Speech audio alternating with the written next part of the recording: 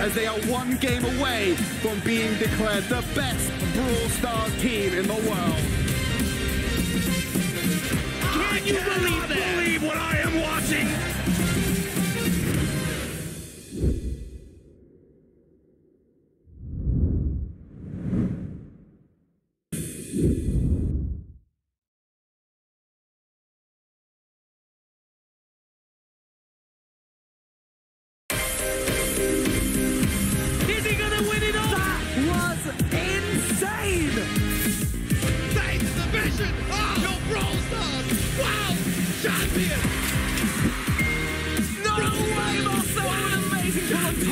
I will take the win!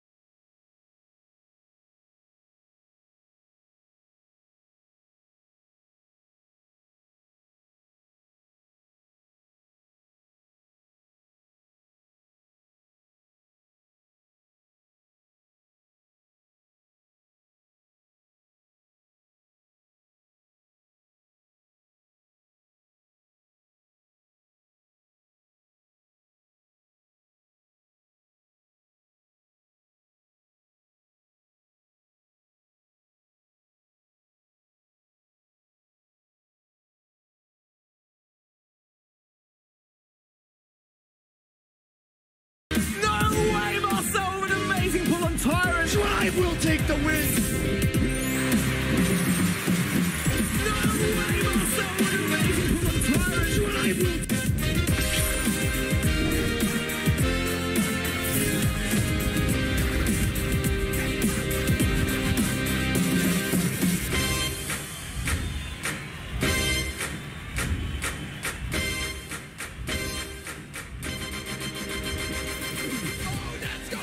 As they are one game away from being declared the best Brawl Stars team in the world.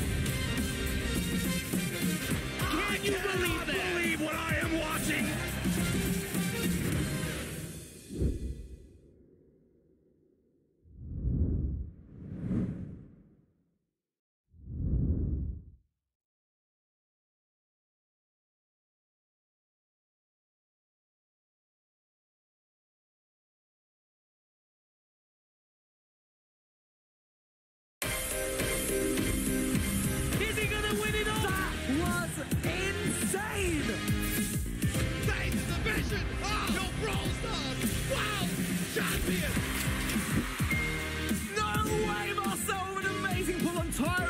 I will take the win!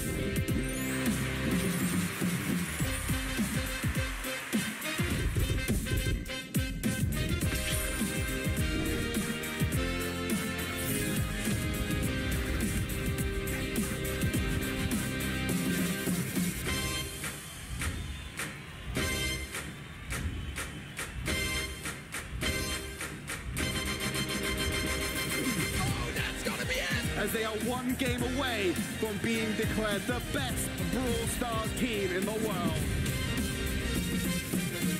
Can you believe what I am watching?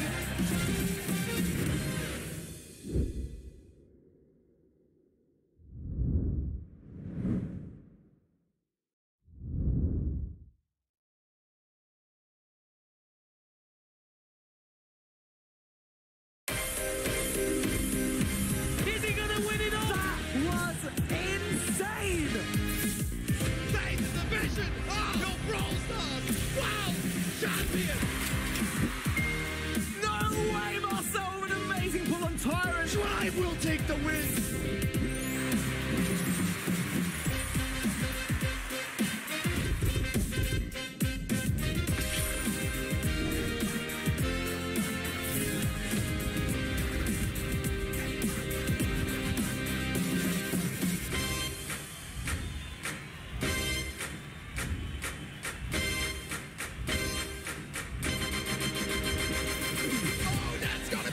As they are one game away from being declared the best Brawl Stars team in the world. Can you believe what I am watching?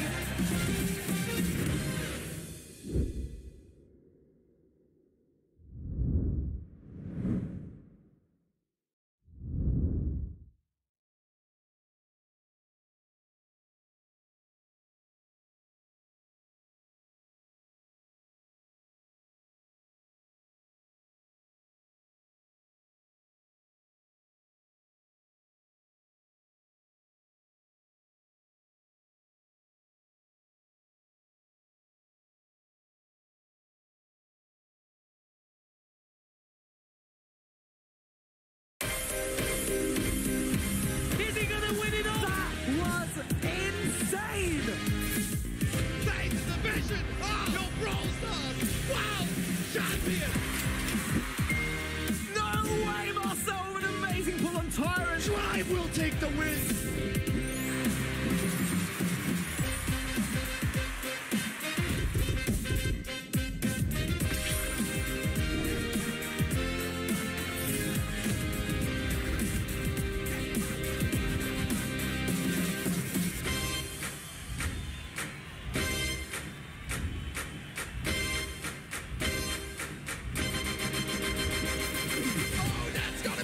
As they are one game away from being declared the best Brawl Stars team in the world. Can you believe what I am watching?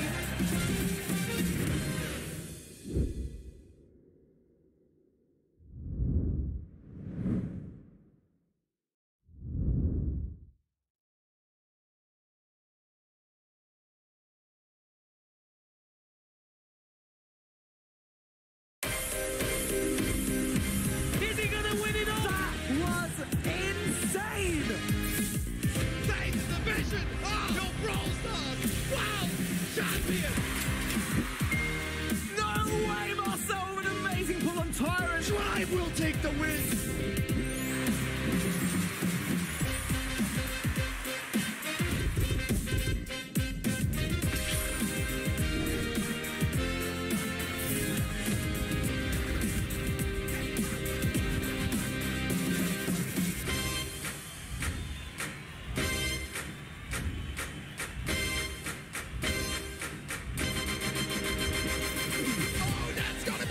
As they are one game away from being declared the best Brawl Stars team in the world. Can you believe what I am watching?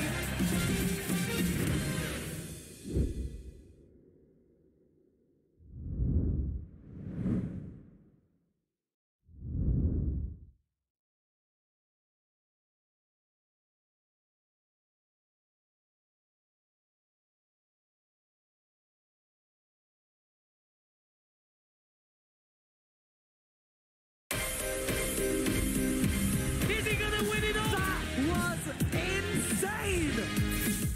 Say the division of your Brawl Stars World Champion! No way, Marcel, with an amazing pull on Tyrant! Drive will take the win!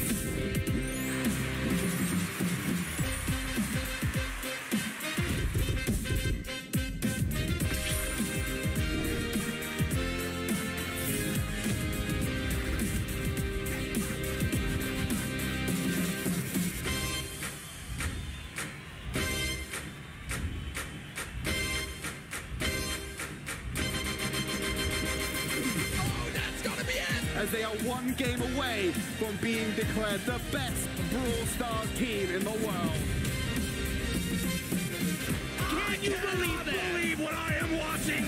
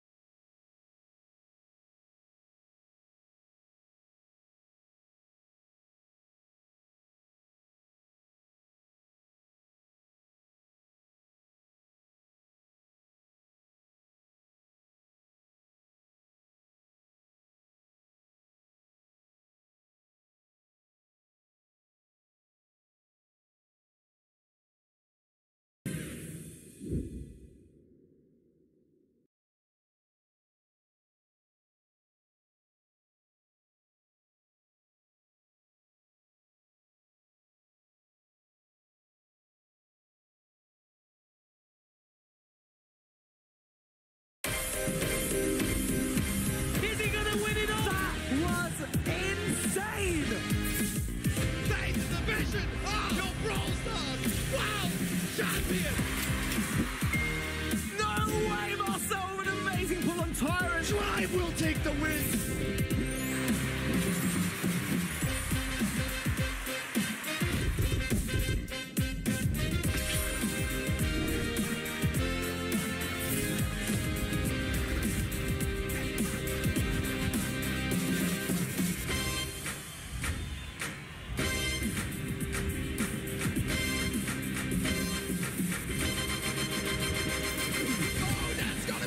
As they are one game away from being declared the best Brawl Stars team in the world. As they are one game away. Can you believe what I am watching? Believe what I am watching?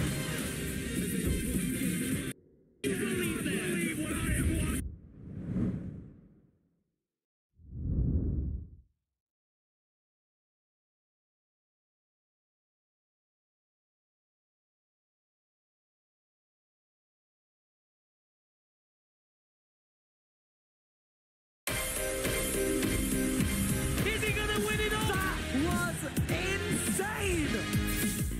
Take the division! Oh, your Brawl Stars! Wow! Champion!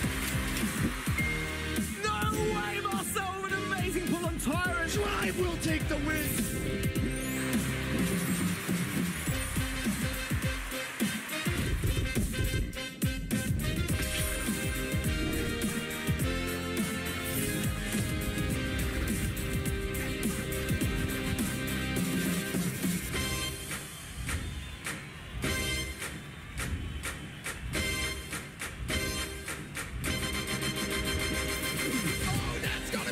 As they are one game away from being declared the best Brawl Stars team in the world. Can you believe what I am watching?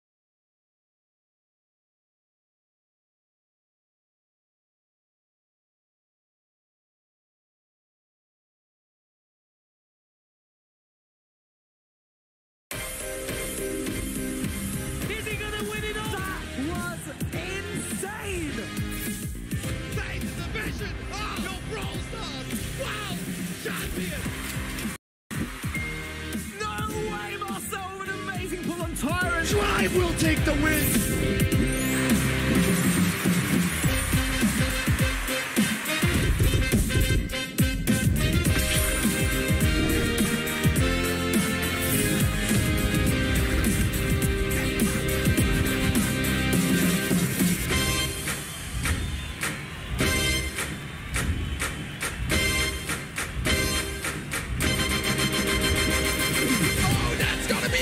as they are one game away from being declared the best Brawl Stars team in the world. Can you believe what I am watching?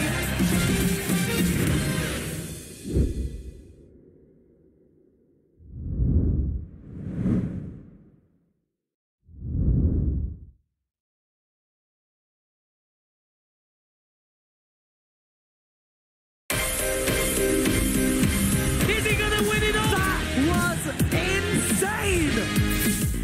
Take the division! Oh, your Brawl Stars! Wow! Champion! No way, Marcel, with an amazing pull on Tyrant! Drive will take the win!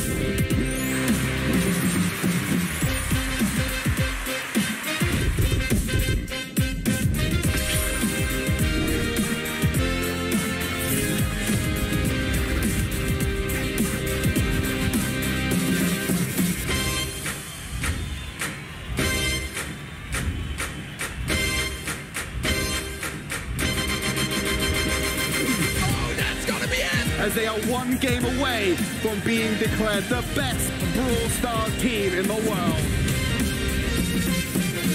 Can you believe what I am watching?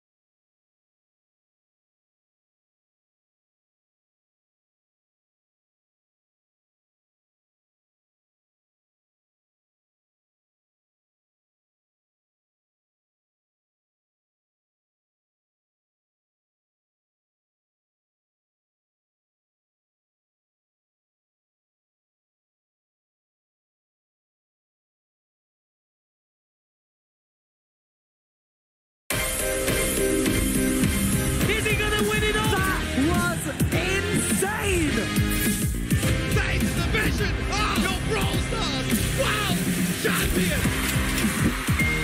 No way, Marcel, with an amazing pull on Tyrant! Drive will take the win!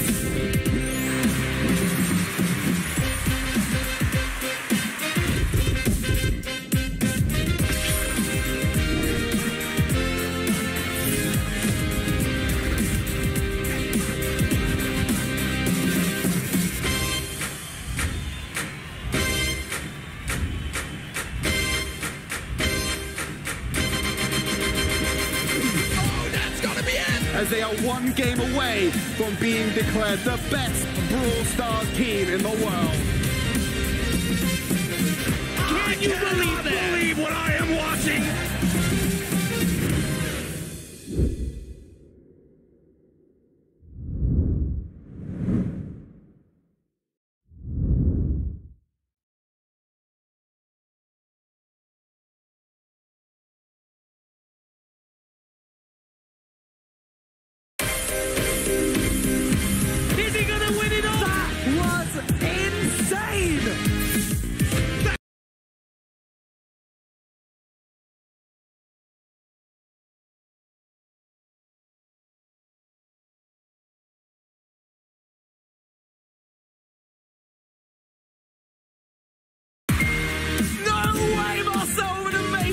tyrant. I will take the win.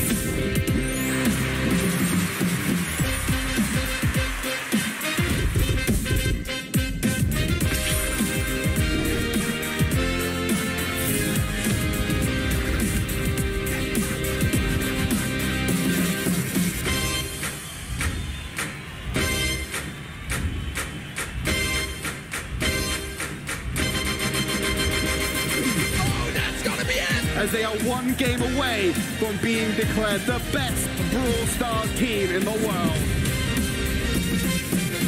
Can you believe what I am watching?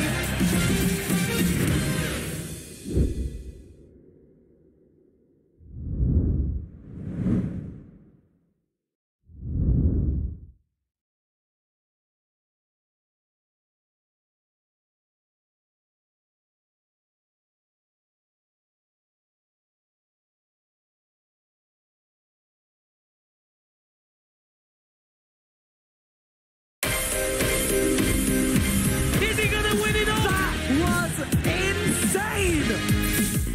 Take the division. Oh, your Brawl Stars. Wow, champion. No way, Marcel, with an amazing pull on Tyrant. I will take the win.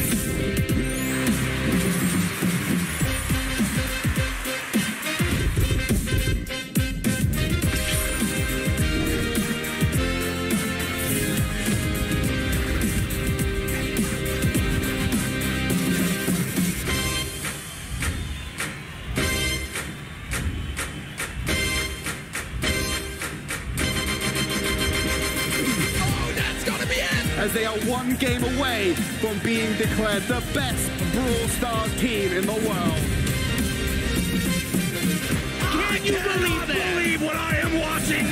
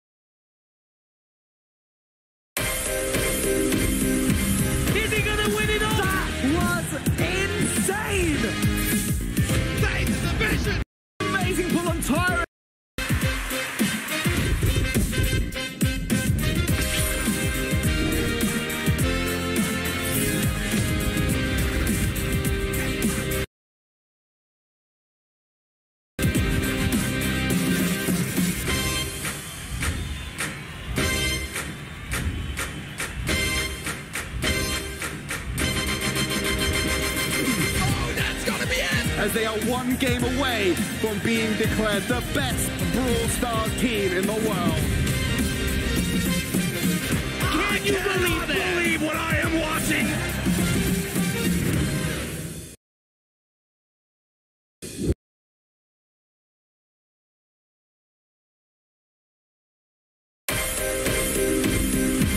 Is he gonna win it all? That was insane! Take the division! Oh, your Brawl Stars! Wow! Champion! No way, boss!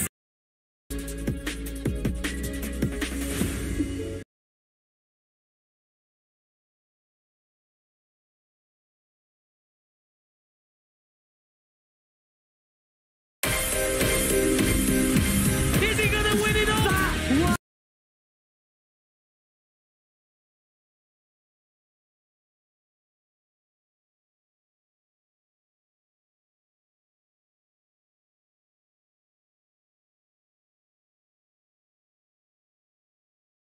so an amazing pull on Tyrant. Drive will take the win!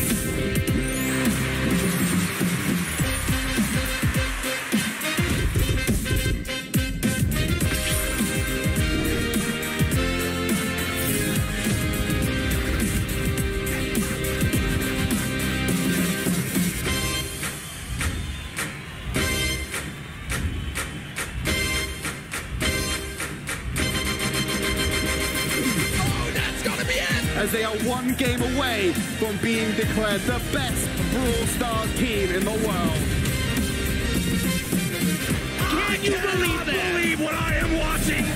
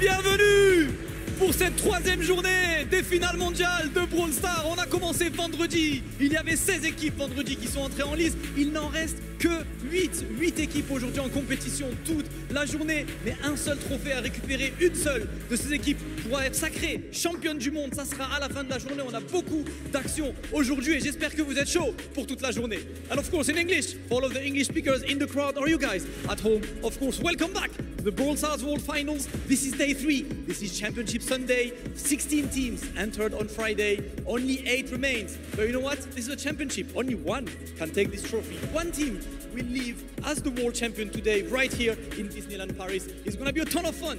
I am Damascus. I will be your host all weekend. But of course, you know what time is it. Let's get brawling!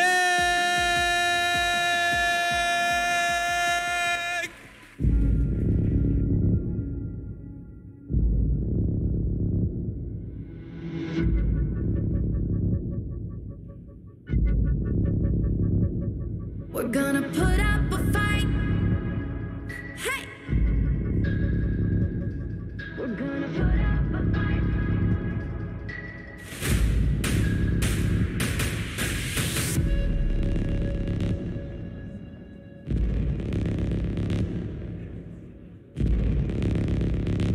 Are you ready? We fell down from the top, but we wouldn't let it stop us. Felt my heart drop, but I picked myself up and didn't let it show. And I knew I had to go, be resilient. I'm never one to quit, yeah. Perseverance is my one-word story.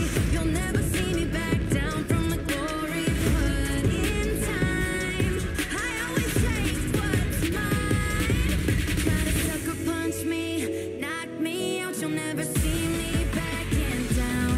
We're gonna put up a fight, believe it's our time to break out and rise, achieve whatever we choose. They know it's our time, they know it's our time to rise up to the top like we always do. We're gonna take back what's ours, we're the champions. Break out, they'll never get the best of us. 'Cause they know it's our time, they know it's our time to rise up to the top like we always do. Come on, we're just getting started. Keep on fighting, I will never run away. Learn my lesson, defense is part of making plays. I'm not gonna let you down today. I'll be by your side, yeah, I'm here to stay. Hyper focus, this isn't just a game we play. We will rise above every enemy we face. I'm not gonna let us down today. We're meant for victory. Try to sucker punch me, knock me out, but I stay on my feet, ready for another round. You'll never see me back in down. We're gonna put up a fight, believe it's our time to break out and rise, achieve whatever we choose. They know it's our time, they know it's our time to rise up to the top like we always do. Gonna show 'em who we are, we're the champions. Make sure they don't forget our names because they know it's our time, they know it's our time to rise up to the top like we always do. Tell me that it's not too late. Tell me that we didn't break under the weight. We just have to stand back up and show them what we are all capable of. I'll play Edgar like Stampo. You can play roughs like the Chappie.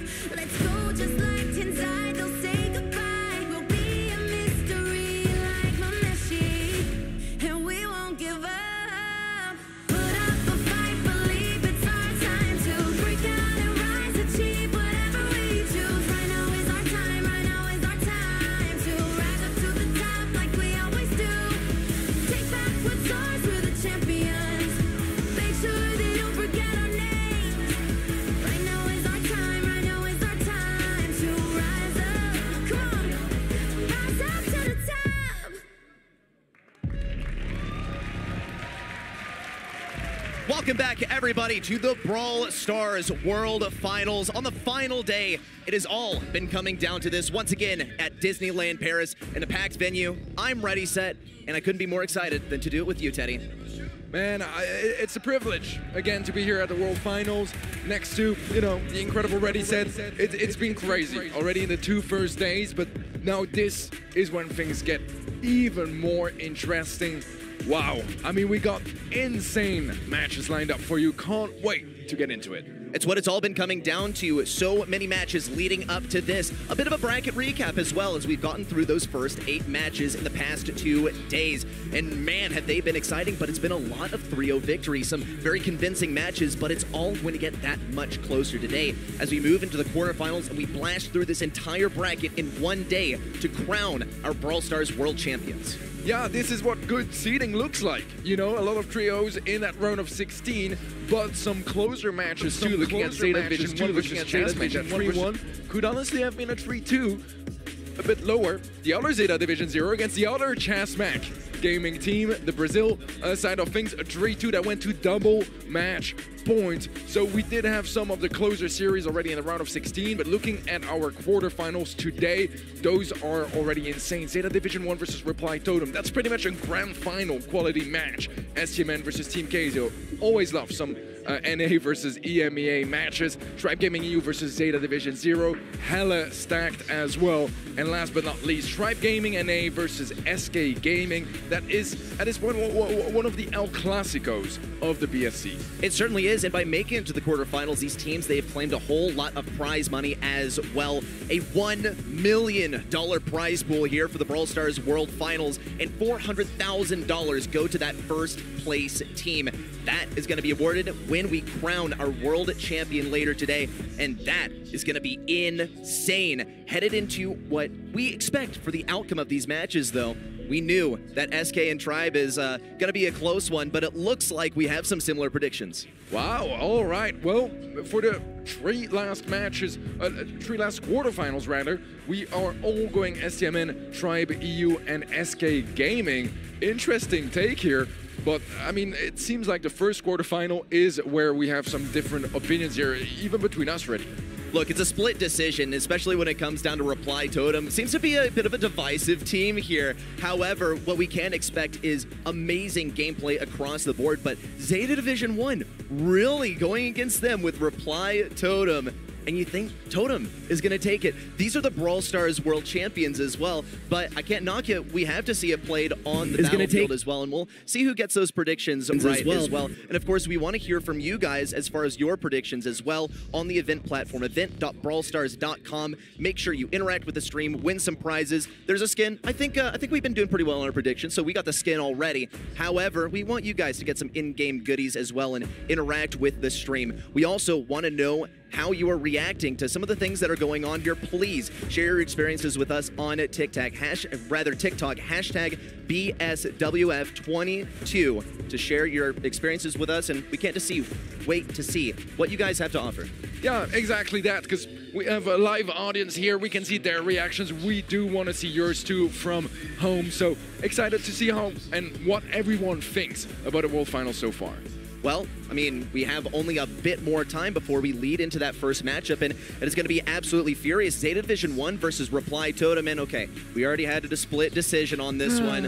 What do you want to say? Just go ahead and say it. Man, this is a grand final. This is a grand final, but before the grand final. So incredibly excited to watch those teams play. Let's welcome them to the stage. Et allez, c'est l'heure de notre premier match de la journée, le premier match éliminatoire, le premier quart de finale. On en a beaucoup aujourd'hui. Et ce premier, évidemment, comme nos casters l'ont dit, il est très important. C'est de grosses équipes. Ils ont fait des bonnes entrées ce vendredi. Et c'est le moment de les accueillir. La première équipe, évidemment, fraîche d'un 3-1 vendredi. On était là, ils étaient prêts. Ils sont là pour prendre le titre. Ils font partie des favoris de ce week-end. Ils nous viennent du Japon. Et si vous voulez les encourager, tout ce que vous avez à dire, c'est Zeta Gambare. Un match de bruit pour Zeta Division 1. Zeta Division 1, do they really need any introduction? Shitetampo, Kenji, and Moyagoku, 2 world finalists on their team, 1 world champion from last year being Shitetampo. Kenji also making it to the world finals last year with Queen Nai. Moyagoku, this is his first world final as well, but they've set a high bar and a lot of expectations, taking 4 monthly finals in their regions as well. Just a star-studded team with a lot of expectations preceding them. Yes, and if you guys are thinking, well, you know, the World Finals, that was a year ago. Well, they won MSI. That was in June. They got first place there as well. They just have incredible results across the board. Last year, no one saw it coming, but now they came in as big favorites for this World Final 22. Well, let me counter that, because MSI was several months ago as well, nearing that 6-month mark as well, and their opponents have been looking great in those last 6 months as well. Reply Totem, an absolute powerhouse. Let's welcome them to the stage.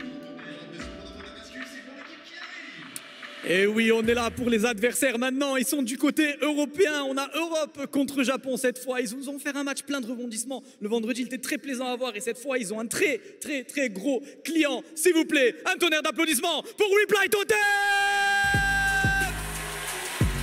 Some of the local favorites here as arguably the strongest team in EMEA. That's Maori and Joker forming Reply Totem. They got 4th place in 2021 for the World Finals. They did not quite qualify for MSI, and they won 2 monthly finals this year in the EMEA region. They do have some veterans with Maro and Maori that did get that 4th place last year, but Joker, he doesn't quite have that level of experience, and yet he is such an incredible talent that, I mean, a lot of people want him to be the best player of the year, but for that, he needs to help his team win Worlds. A lack of World Finals experience, you would never expect this, seeing Joker at just an eyes glance, or even after several moments of observing them. As soon as Joker joined this team, it's as if it revitalized them and directly pushed them right into the spotlight in EMEA, going several months without suffering a single match defeat versus any of the other top teams as well.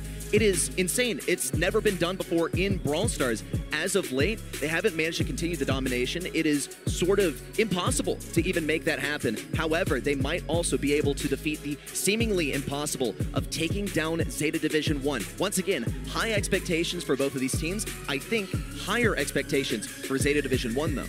Absolutely. So, I mean, you know, they are the current champions when it comes to Brawl Stars. They have achieved nearly everything there is to achieve. The next level they can reach is going to be to win a second World Final. No team has ever done that. No team has ever been into Grand Finals. Well, you know, this is still quite a bit away from now, but that will be decided today, and the first steps to make that happen is going to be taking down Reply Totem, which just by itself is already a challenge and a half. It's ridiculous, and they are out here to create Brawl Stars history in getting 2 World Finals victories in a row. It's going to be a tall task, because Reply Totem is not the only team that will stand in their path. There are more to come throughout the day as well, but like you said, this might as well be a grand final because of the caliber of both of these teams. It has been an extremely stacked upper bracket, to speak specifically as well. And to see these 2 teams face off so early is a little mind-boggling.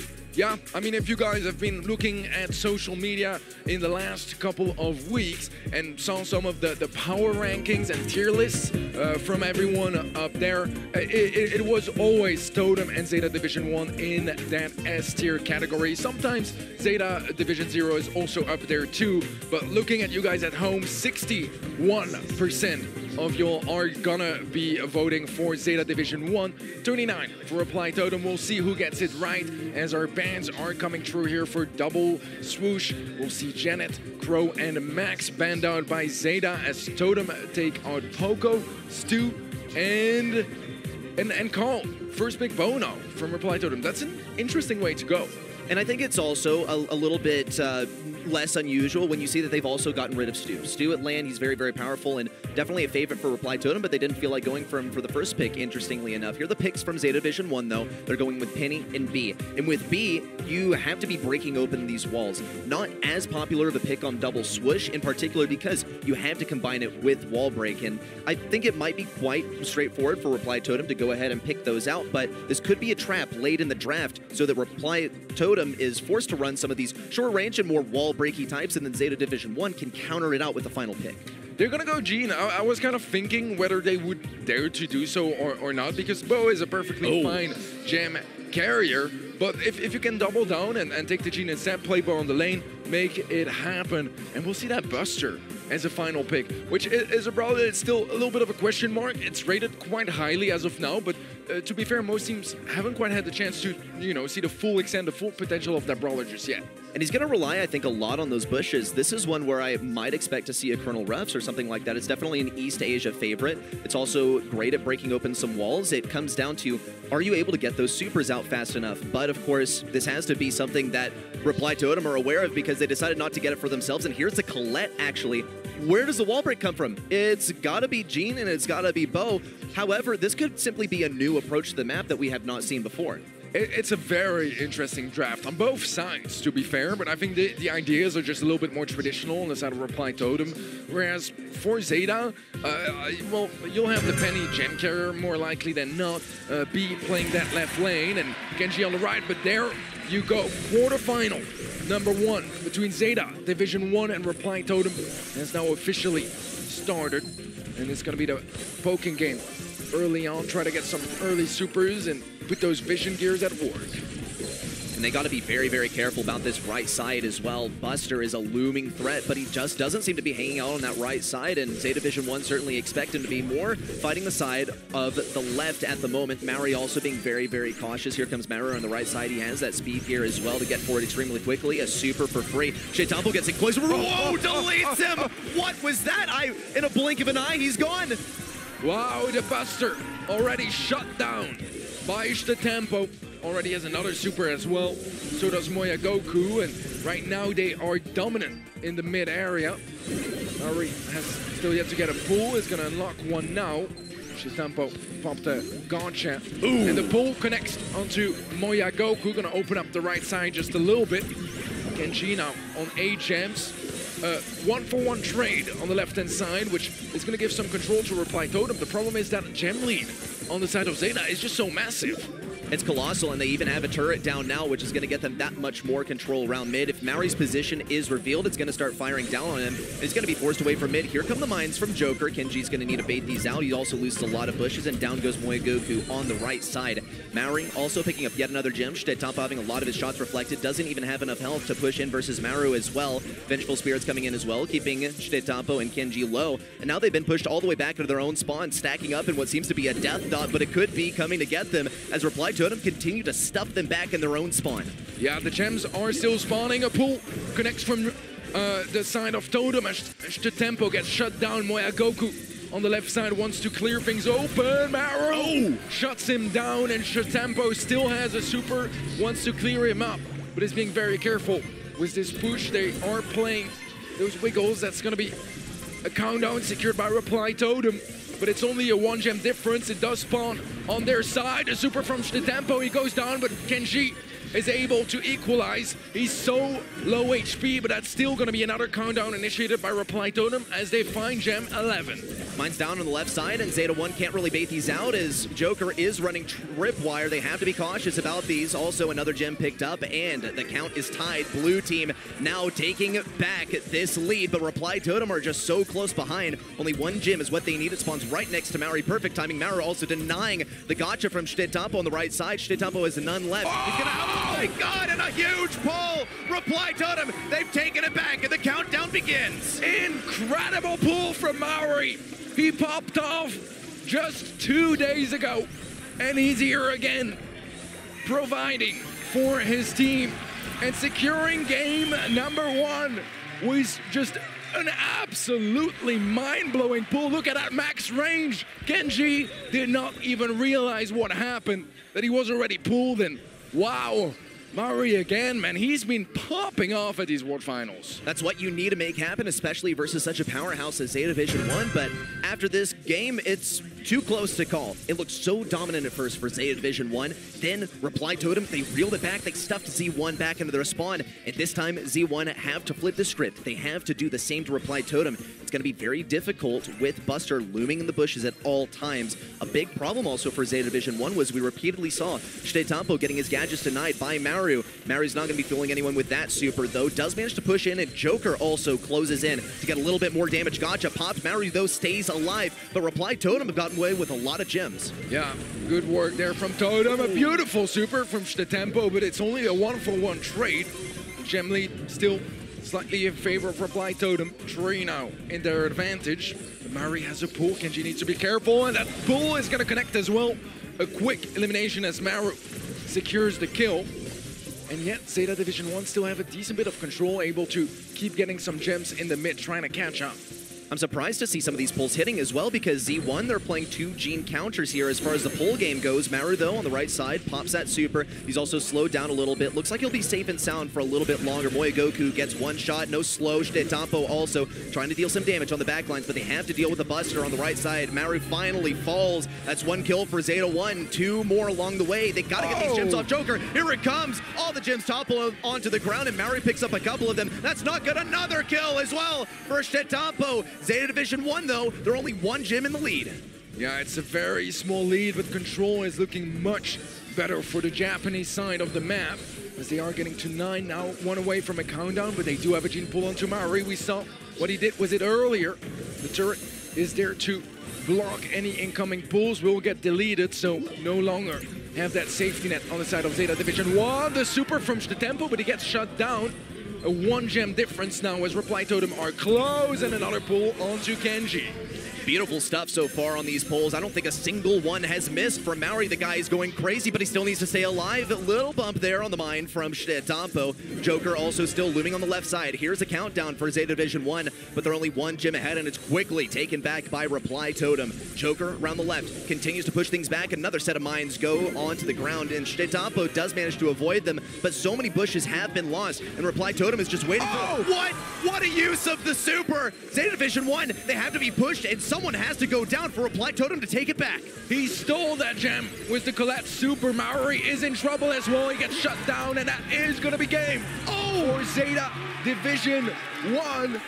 That means what? Just in this first set, how close does it even get here? Did you see the gem spawned right as the game ended? I missed it. He picked it up, but it was too late. A millisecond too late. In Reply Totem, they did the math, but it was just a little bit off, and it cost them the game. Wow, what an incredible first set already. But let's see who ends up taking it, as first gem was picked up by Moya down in the mid, and Joker gonna be matching that, as Mauri will be playing his gene onto the lane so far, and with great results against Genji here, Gadget will be popped, but the barrel will be dealt with quite easily by Mauri, and Genji is left low HP and forced to fall back.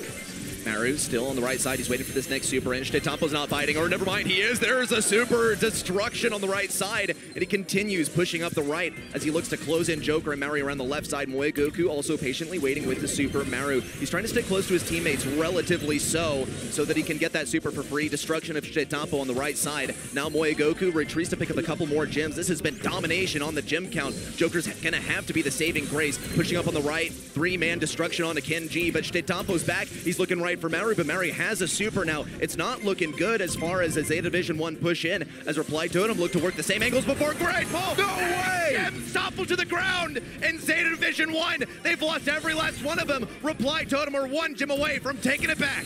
Maori has done it again with another game-changing pool, and that's gem number 10. They are split amongst all 3 players, so a bit of a weak countdown. If Zeta Division 1 can find just a single kill, things might get turned around, but a beautiful Buster Shield here to tank the left side. He knows as well that he can afford to take a couple of shots from Kenji. Is it gonna be enough? Oh!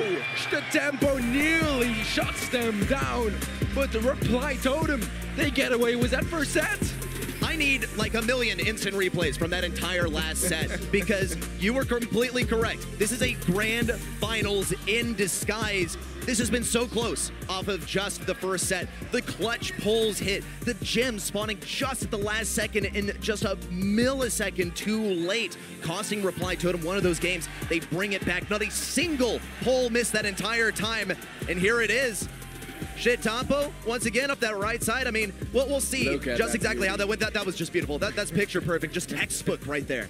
Yeah, Maori has been absolutely on fire these World Finals. Yeah, I think we're gonna see the moment you were talking about, that final gem that would have tied things up. Look at that, Shitetampo stealing gem number 12, the one that would have tied things up. Reply Totem still managed to get to 11, and just a little bit too late, Joker picks up gem number 12. That would have been the tie, but time is time. As soon as the match is over, it's over.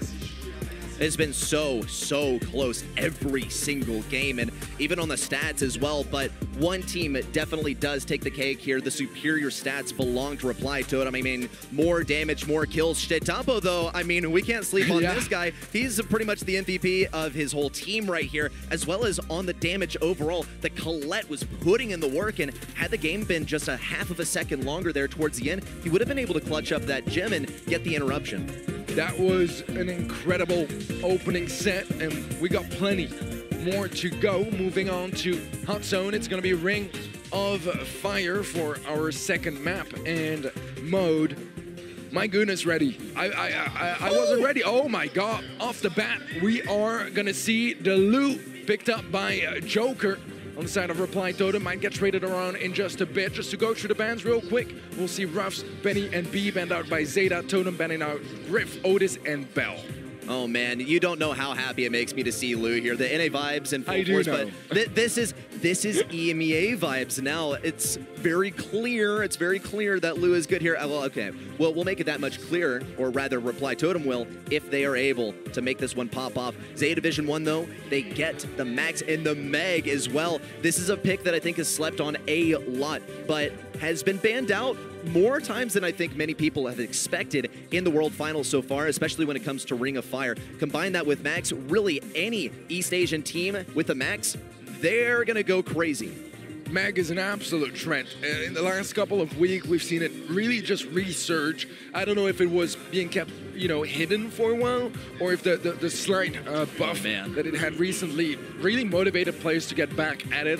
But it's been doing really wonderfully well lately. We'll see Buster and Gil to complete the comp from Reply Totem, and I like what I'm seeing. They seem to really want to utilize that Buster. Yeah, it definitely also looks like a Max sort of counter comp, right? Let's try and slow things down. Lou as a first pick is going to be quite effective for that. You just have to make sure that you actually hit those shots. It's sort of hard to line them up sometimes if an enemy is dodging you really well, and of course, Max is going to be going really fast once she gets that super up, and Meg is going to be difficult to face. Here's a Crow as well. That's going to be good for diminishing some of the health that Buster has to offer. It also can fire over his shield with the super, but I don't really know how much of a valuable strategy that's going to be. This one's a tough one to call because we don't often see Buster in competitive, and we don't often see Meg in competitive either. This is like a World Finals exclusive. Yeah, both teams, they are bringing out their wildest comps for this one because they know just how closely matched they are, how much of a threat they are to each other, because both teams, they only have one thing in mind, and that is going to be victory. Let's find out how Hot Zone goes down. So far, a couple early tanks from Kenji that were on point. A slow onto Joker could result in a kill, but some good body blocking will save the day as Maru comes through with a shield to secure some percentages for Reply Totem, but I just don't know how sustainable that Buster strategy really is. Wow! Evidently not very sustainable as STMN takes the lead and now firmly plants himself on the left side. Here comes a swing as well. No damage onto Joker or Maru as he's pushed away by the super of Joker. Another super popped by Maru, but he's all slowed down. He will be able to get onto the point, but not for long. STMN lays him to rest. Joker remains alive just by a smidge, but STMN, Kenji, despite being reduced to low health, remain alive. Kenji also goes in for a kill, destroyed by Maru, but this one is so clear cut on the score so far. Zeta Division 1 are ahead by a massive margin. Yeah, this is going to be a complicated one. The tempo very aggressive there, gets knocked back by Joker, but really, this is just such a significant lead for Zeta Division 1. I don't know if Reply Totem can recover. They are trying to get some more control, and Maru using that star power to get his shield back, but it's been a bit of a challenge so far for Totem, not really able to find much of their groove in this game. Well, now they do have that Lou super down. It's going to be forcing people off the point, but they still got to deal with Kenji on the left side. Maru also is reduced to very low health. Really can't compete with the range of STMN. It's the final push in. It looks like Zeta Division 1, they have to stay alive here. 1-2 destruction. Maru does get the kill, but he falls to the poison and the damage from STMN. It's a Zeta Division 1 victory with the Max Meg strat. The Buster just was not it off the beginning of the game. They got almost no value off of that super.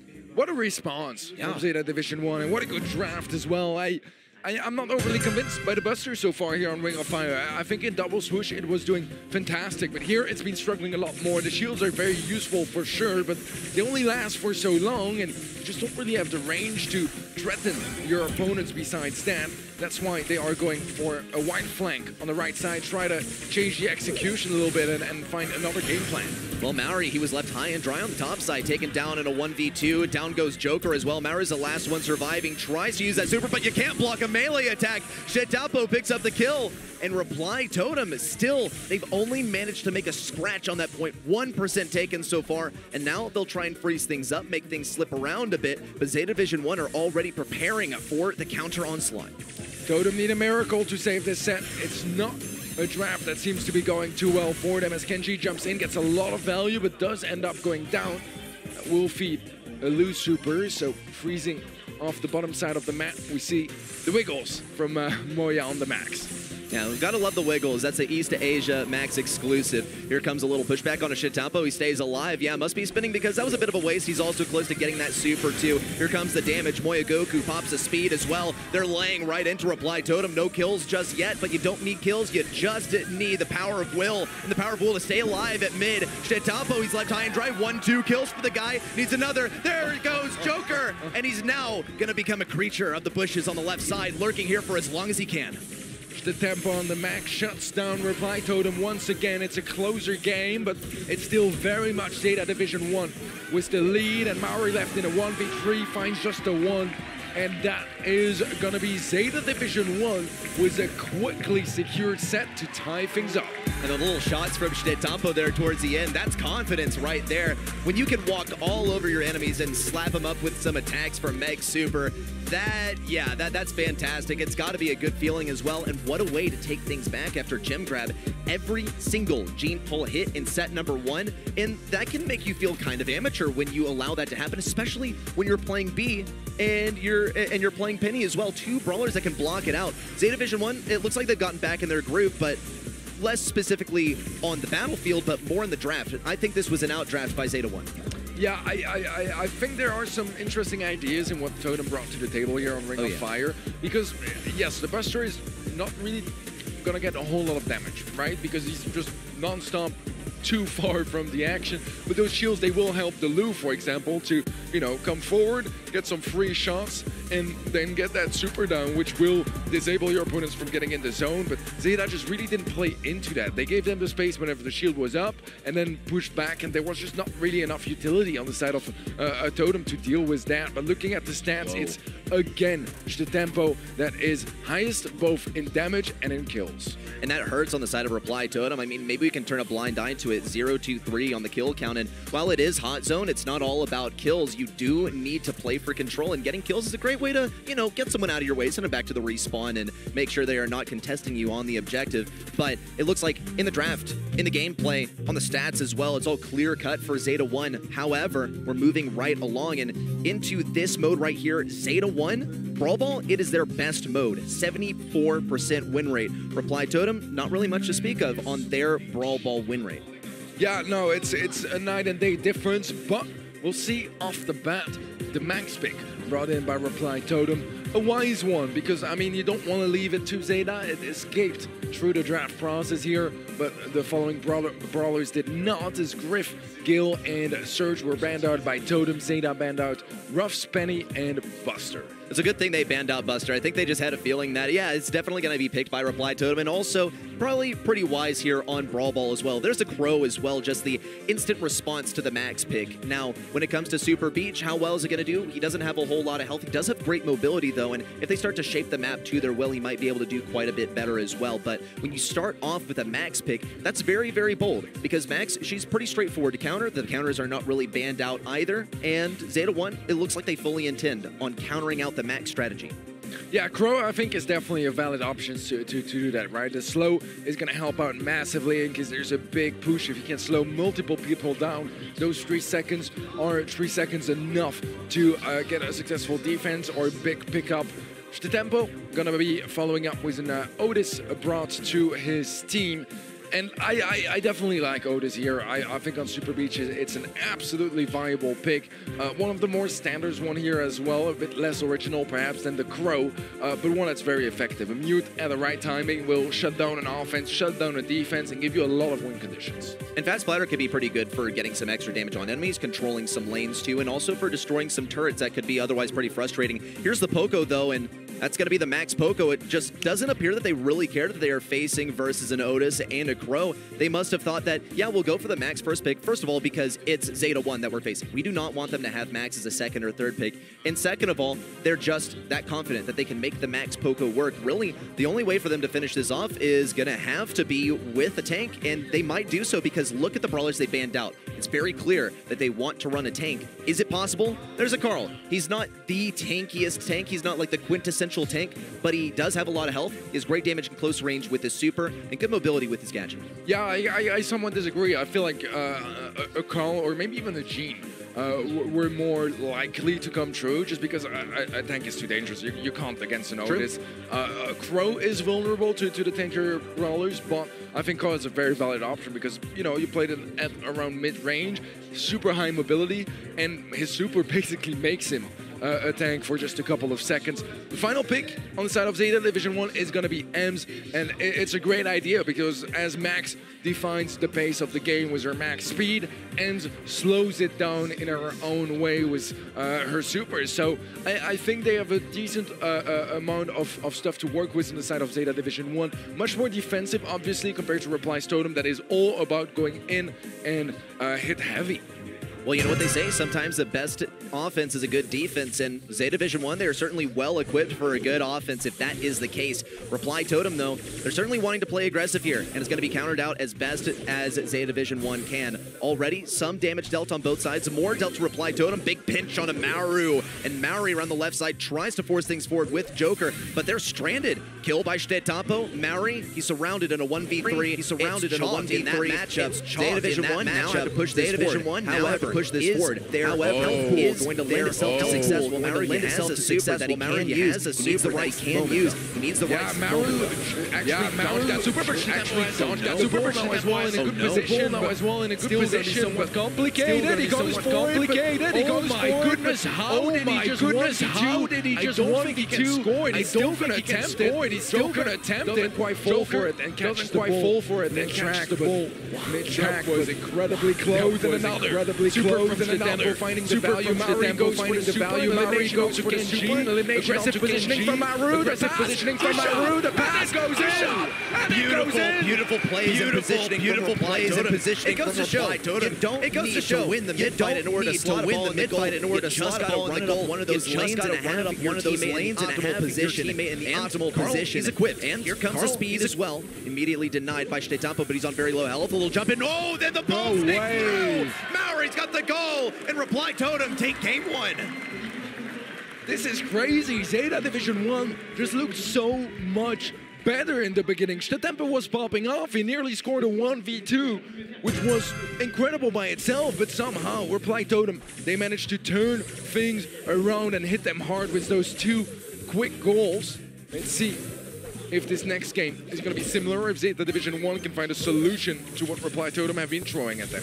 It's close call after close call with these guys. Reply Totem, they're really only getting these goals by a close call. However, Maru, he's in position to get this one again. Little kill, little technique there with the gadget as well. Joker slots it in, and this is a completely different narrative from what we've seen in game number 1. So much more dominant for Reply Totem, and already a speed in. Joker, he's got some nasty ideas. He's going to be denied by Kenji and STMN. Now it's a 3v1, but 2 very low brawlers on either side of Kenji. It's not going to be enough. A pass to the left side. It's a lightning fast game so far, and it's already tied up.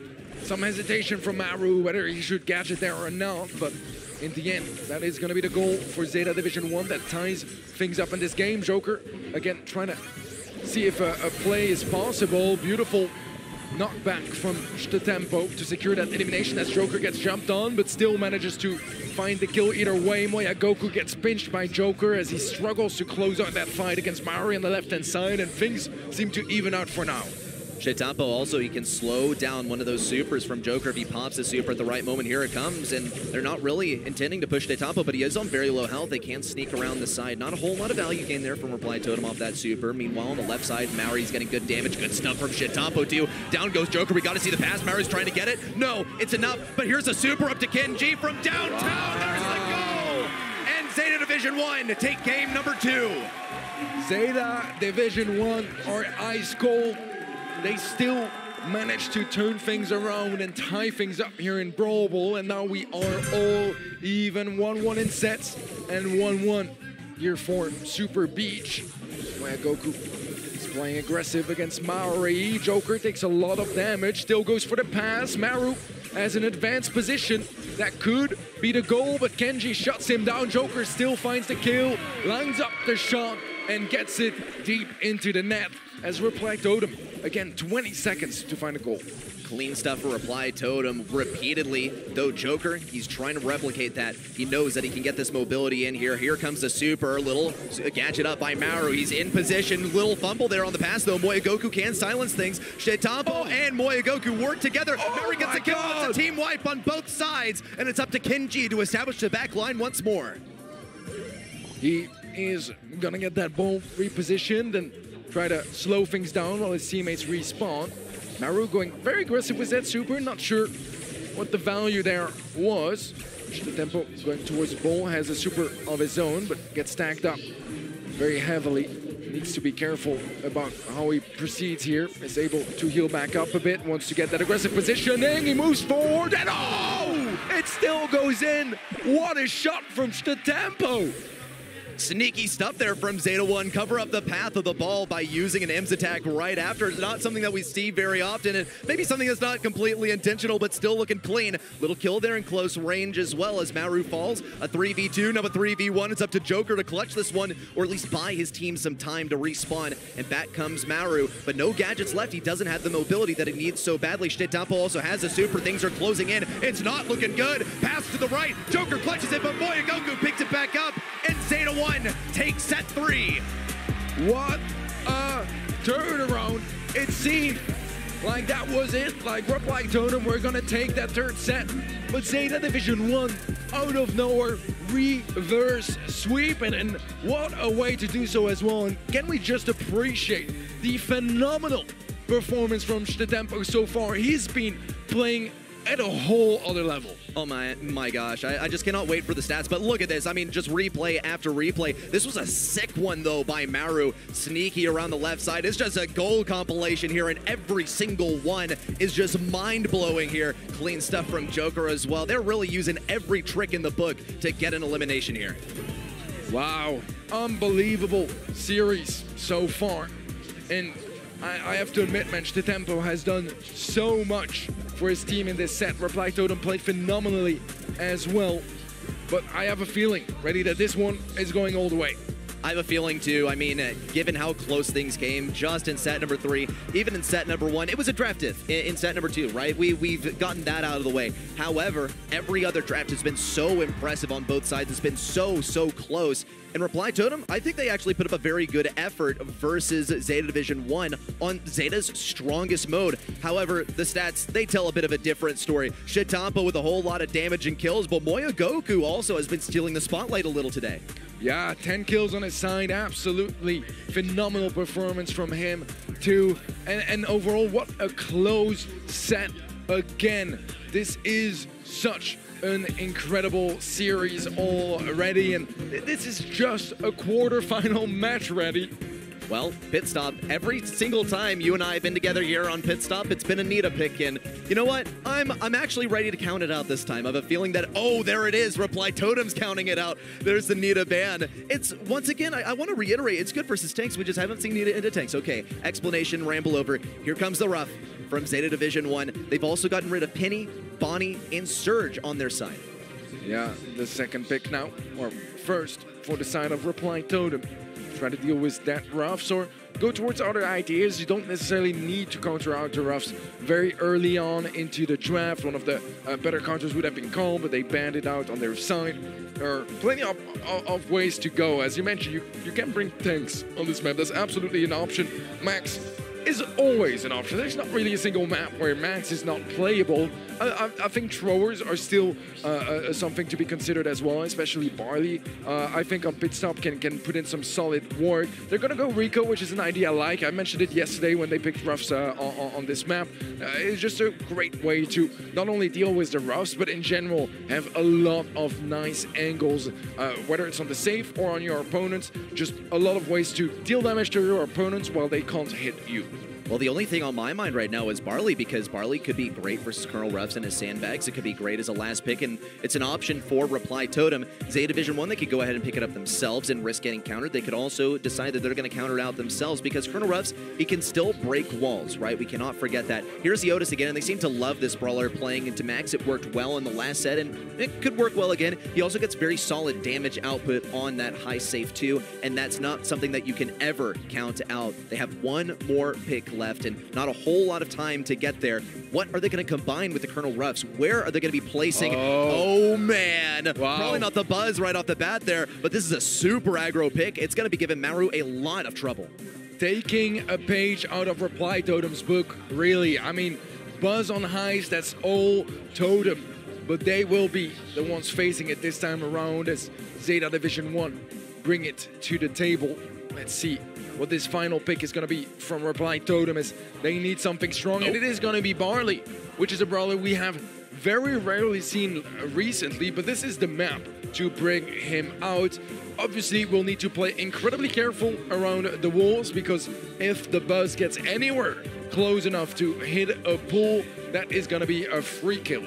I believe a lot of it's going to come down to the early game, because Colonel Ruffs, okay, you know, we've been over this a million times. He's great at breaking open walls with his super, and that's probably going to be the main counterplay to Barley. The faster he can get those supers out, the worse Barley is going to be. However, what do you do versus a Barley that has speed? That allows him much better mobility to get in versus your safe. Zeta Division 1, though, already giving mid a solid shot, but taking serious damage, especially onto Kenji. Meanwhile, Shetapo, he goes for the super. No value. And here's a speed onto Barley. Maru and Mari plan on laying into this safe. Yeah, beautiful kill onto Shetapo from Mari and Maru, playing it out together. Shetapo going in with a gadget this time around. Nearly falls, actually. Is very low HP now.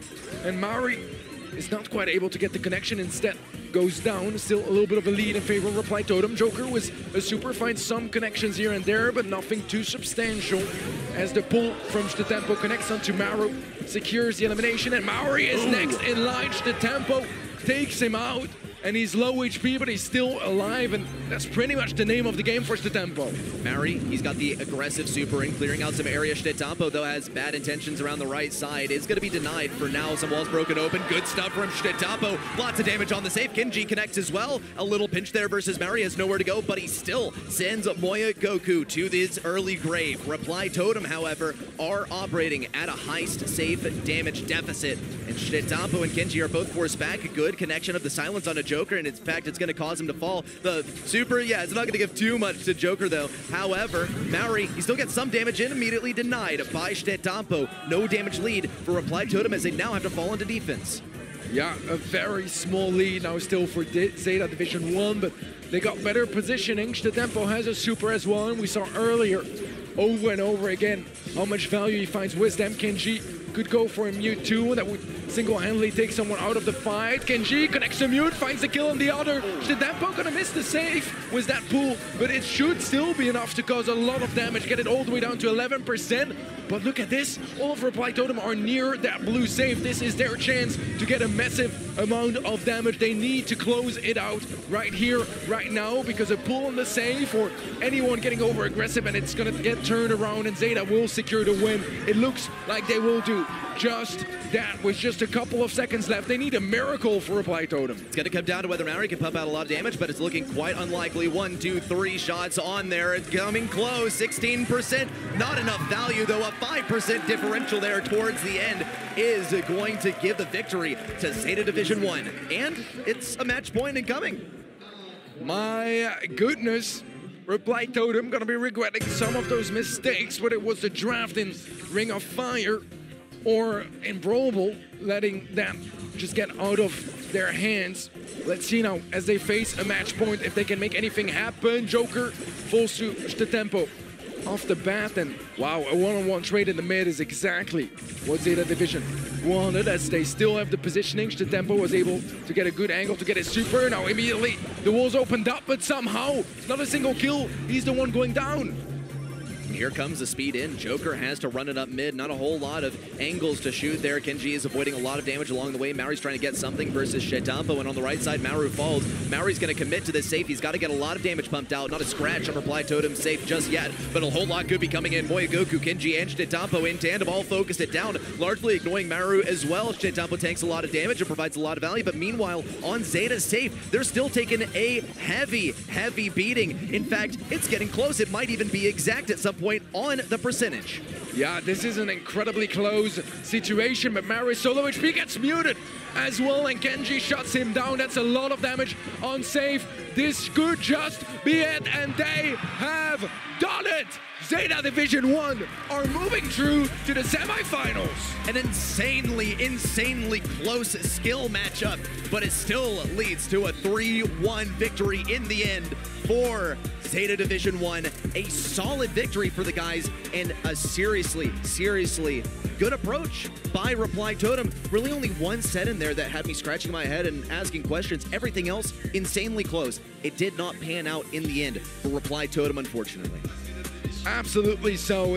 Yeah, the hot zone was the big blunder, right? That was a free set, just a poor draft on the side of Totem, and one they will be regretting.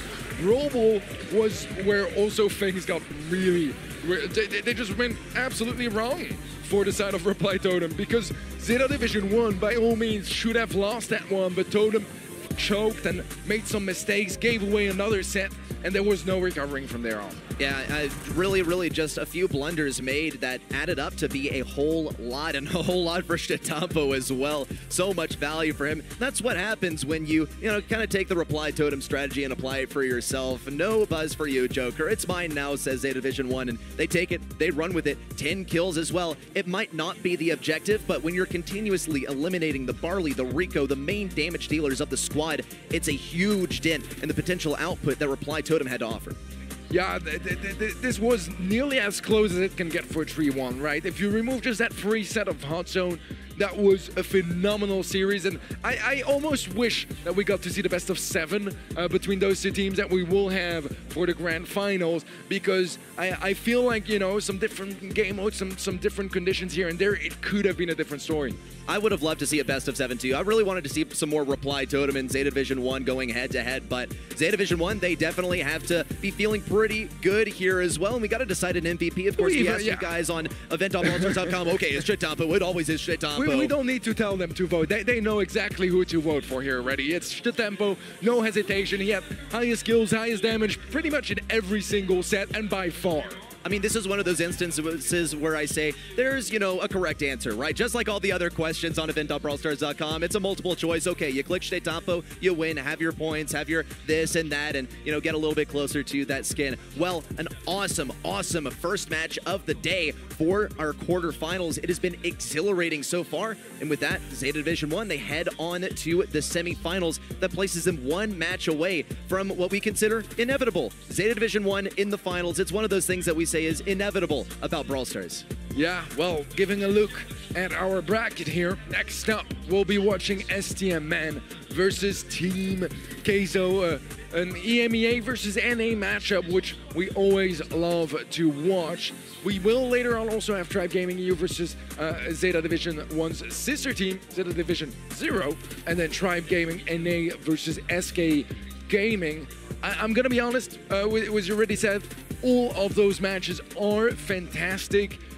It's really hard to tell which one I'm the most excited to watch out of the three. I think this is just an incredible set of quarterfinals, and it just says how much promise and how much you guys can expect from our semifinals and grand finals later on today too. No doubt, in every single one of these matches, it's going to have to be extremely close, especially looking at the bottom side of the bracket. Tribe Gaming EU, Zeta 0 going head-to-head. Tribe Gaming versus SK Gaming as well is looking really spicy. That's a rematch after MSI, and one that got very contentious as well a whole lot of yelling and some voices lost at the end, but of course one winner came out on top, and we have that to come. But still, STMN versus Team Queso is coming up. Now, when we talk STMN, a lot of expectations, a lot of fans of this team in particular, and the exact same for Team Queso. However, their opponent on day one, it was not really as stacked as Zeta, or rather as STMN's opponent, right? STMN, they faced the #1 seed in LATAM South. AQM took a handy victory as well with a 3-0. When it came to Team Queso, they also got a 3-0, but it was versus Stalwart Esports, which was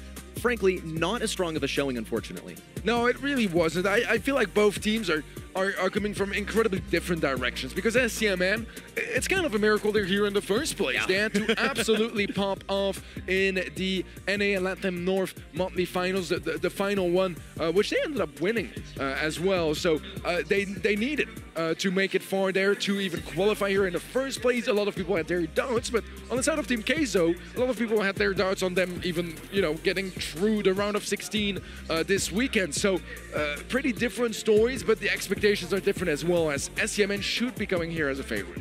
STMN, they're definitely a crowd favorite here. Bobby, OG, Zara on the squad. Of course, we got to welcome to the stage. I cannot wait to see what they have to offer today. Damascus, take it away. Et oui, en effet, on est prêt, on est allé voir la foule. Est-ce qu'on est chaud ici? C'est que le début de la journée, le premier match était bon. On va lancer le deuxième match. Et un petit NA contre EU. On aime bien un peu la rivalité outre-Atlantique entre l'Amérique et l'Europe. Et on va commencer par accueillir les représentants américains. Un max de bruit, s'il vous plaît, pour STMN! STMN, do they really need any introduction?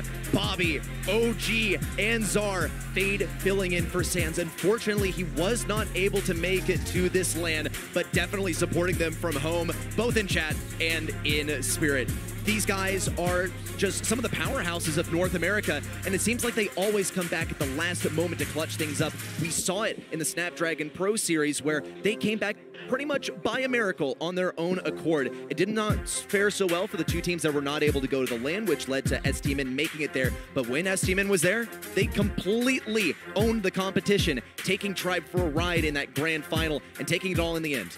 Yeah, STMN is a team that has always been somewhat in the middle of the pack. Never really been able to be the top team, but also never on the bottom. In the World Finals 2021, they made it to top 8. At MSI, they made it to top 4. Now they are aiming for top 1. We'll have to see if they have what it takes. But their opponents, Team Queso, are ready to join the stage. Leurs adversaires, évidemment, ils sont européens, ils représentent l'Espagne. C'est les trois joueurs qui sont là pour faire voler leur drapeau le plus haut possible. Est-ce qu'ils vont être capables de gagner leur premier match de la journée? STMPO, Team Queso! The all Spanish roster, Team Queso, that's Javi Navarro, Ale SSJ, and Boss recently joining the roster, as well as Rafa and Blacksea left just a couple of months ago. This team has been a big question mark through and throughout the year. Some amazing results here and there, as we saw in the monthly finals of May in the MEA, that they ended up winning pretty much out of nowhere. But then at MSI, they placed pretty much dead last. They did not qualify last year for the World Finals, and they haven't really had any major achievements since then. And what most people rather know them for is the 0-7 they had in the Snapdragon Pro Series Season 2, where, well, they lost literally against every single top team in EU. Including their former teammates as well, which had been released playing for FA Panafresh too, which can never be a great feeling for Team Queso when you've rearranged as well and brought on a new member. Boss, though, this is a big story for him because he almost went to Worlds last year, I believe under Bunker ROG, and unfortunately was dropped from the team just a few months prior to qualifying for Worlds and making it there. Now he's finally on the stage. He's in the limelight and he's here to take a victory. Versus STMN, it's going to be a struggle because Team Queso, it's been a struggle for them. Likewise, just in general over the last several months, we always have to give credit where credit is due, right? A victory in the May monthly finals in EMEA is a big deal, but it's not the same Team Queso. Not even really by not even really by, I guess, a third, right? They're missing 2 players. They bring on Boss. Maybe it's just growing pains. We have to see how they perform. It's good old-fashioned Brawl Stars to determine it. Yeah, this is a tough one to call, but I feel like most of you guys at home will be siding with STMN. We'll see actually in just a little bit, but on the casting desk, we were pretty unanimous on this one, and we all sided with STMN. Much love for Team Queso, don't get me wrong, and they are a team with a lot of potential, some great mechanics and ideas, but they've still struggled a decent amount to put them into proper execution and actually find a winning game plan for them. Team Queso, they're facing a very confident team, one that is known to simply pop off at lands. And I think really my focus here for STMN, it's got to be OG. Usually he plays on, you know, not the greatest of Wi-Fi, pretty geographically distant as well, but at lands, you know, there's no delay, and you're right next to your opponents and right next to your teammates as well. I want everyone to kind of focus down on OG and see how this guy plays at LAN. I think he might be the strongest LAN player on the STMN roster. He had a great performance 2 days ago here as well. So I absolutely think you're right that there are, you know, a lot of eyes that are going to be on him just because of how well his form has been, and one of the eldest players in the competitive scene. And I'm not saying that as in, you know, too old to play, but he has a lot of experience, and that is incredibly valuable to own that stage, have that confidence, reassure your teammates, and you know, make them feel like they're in a safe place, because the nerves and the pressure always hits you on that stage, and you got to make sure that the boat stays afloat. Pretty much, and I mean, STMN, they're all naturals up here on stage. Team Queso, we of course need to see how they perform at LAN as well, because we haven't gotten to see as much of them in a LAN environment, and as we've seen in previous days, sometimes that can be a huge factor. Of course, you know, the matchup is always a big consideration, but simply being present at LAN, we saw it from Raconic, it definitely comes into play. Are you experienced in this sort of venue? I'm not entirely sure here of my sources, but I think there is a chance that Team Queso has a 0% win rate in LAN. Because, I mean, their only LAN in the BSC was MSI, where they lost their in the first round, and SPS, that was the day after, where they, I believe, also lost in the first round. So, yeah, it's not been too glorious in LAN for Team Queso, but they've worked hard this entire year to get to this point, and I'm sure they'll give it their all. 62% of you guys at home side with Stamina for this matchup, and I don't blame you. Layer kick is where we kick things off, and we won't be seeing any Poco, Squeak, or Max as STMN banned them out. TQ banned Gus, Bronk, and G. I was going to say no tick pick just yet, and here it is, the first pick from STMN. And this is always a pretty safe brawler to go for, especially as of late with the new gear that gives his super even more health than Tick has on, you know, a normal day as well. Team Queso, now they need to respond to this, and they have the last pick, so they can counter it out with something like a Sprout, but STMN, they also are acutely aware that this is open and might opt to go for it themselves. They might even opt to try and counter it out. Here comes the penny on the side of Team Queso, though, and in close range, she'll be able to do very well with the Salty Barrel if STMN decided they want to get tricky with a Daryl or a Buzz or the like, which they're pretty well known to go for at times. Team Queso also pick up the Otis, so they are doubling down on the defense. Yeah, I like the ideas here on the side of Team Queso. Think there is definitely some potential, but Tick is an absolute threat at the moment. I mean, just that new gear, getting an extra 1000 HP on your Tick heads is so much value. It takes so long to shut them down. There's pretty much just no brawler that can one-shot it now, so wasting always multiple ammo on it gives you quite a bit of control, and if it connects onto you, you are going down more likely than not, especially at a pro level. But their second pick is gonna be Janet to take the action up in the air, but they do have 2 picks in a row here, so their final one for Stamina will be coming in just a second, and we'll lock in their comp. Likely no intentions of breaking open walls here, especially with Brock out of the mix. They could still pick up a Piper, which is a fairly popular pick for the STMN roster. However, they have to be very careful about breaking open the walls, right? They would be, oh my god, NA, bro, NA. Here's the Ash. And how is he going to make it into the enemy spawn? It's not like he really has like the wind at his back with Max or anything, but Team Queso, they must have known this was coming too, because they picked up 2 brawlers that are very good versus tanks, especially Boss. OG, maybe his plan is to always have that super at the ready when he decides he wants to push Boss in particular, but Ala SSJ will still be able to handily take out those rats with a lot of penetrating damage from his main attack. Javi on the Carl can never complain. Of course, that's going to be fantastic versus Tick in close range, but it all comes down to the aggro plays, and Bobby has switched onto the Ashe. We really are in for a ride from the side of STMN, and Team Queso, they have to respond effectively. Well, let's jump in for our first game here, and off the bat, Bobby already was first blood, and a 2-star lead, actually 1 star rather, as Team Queso picked up the blue one initially. Javi does somehow survive that engagement. Not exactly sure how they let him get away with it, but Bobby got upset, knows that Team Queso owe him a death, and he went to collect it in the mid. And already some walls broken open on that left side too. It's going to force Zar maybe into a different area. A little turret down from OG, quickly responded to by the turret from Ala SSJ, which is going to be out of reach for a good amount of time. Javi's also ready with the super. He could be taken down by Zar. He's completely cornered in here. The rats as well. Could be a team wipe if Boss doesn't stay alive. OG might have to go for it. Zar also needs to stay very safe. Almost a good kill onto Bobby, but he uses his last gadget. We're only a minute and a half in, and Bobby, he's already out of gadgets. Everyone was so incredibly low HP on the side of stamina, and yet no one went down.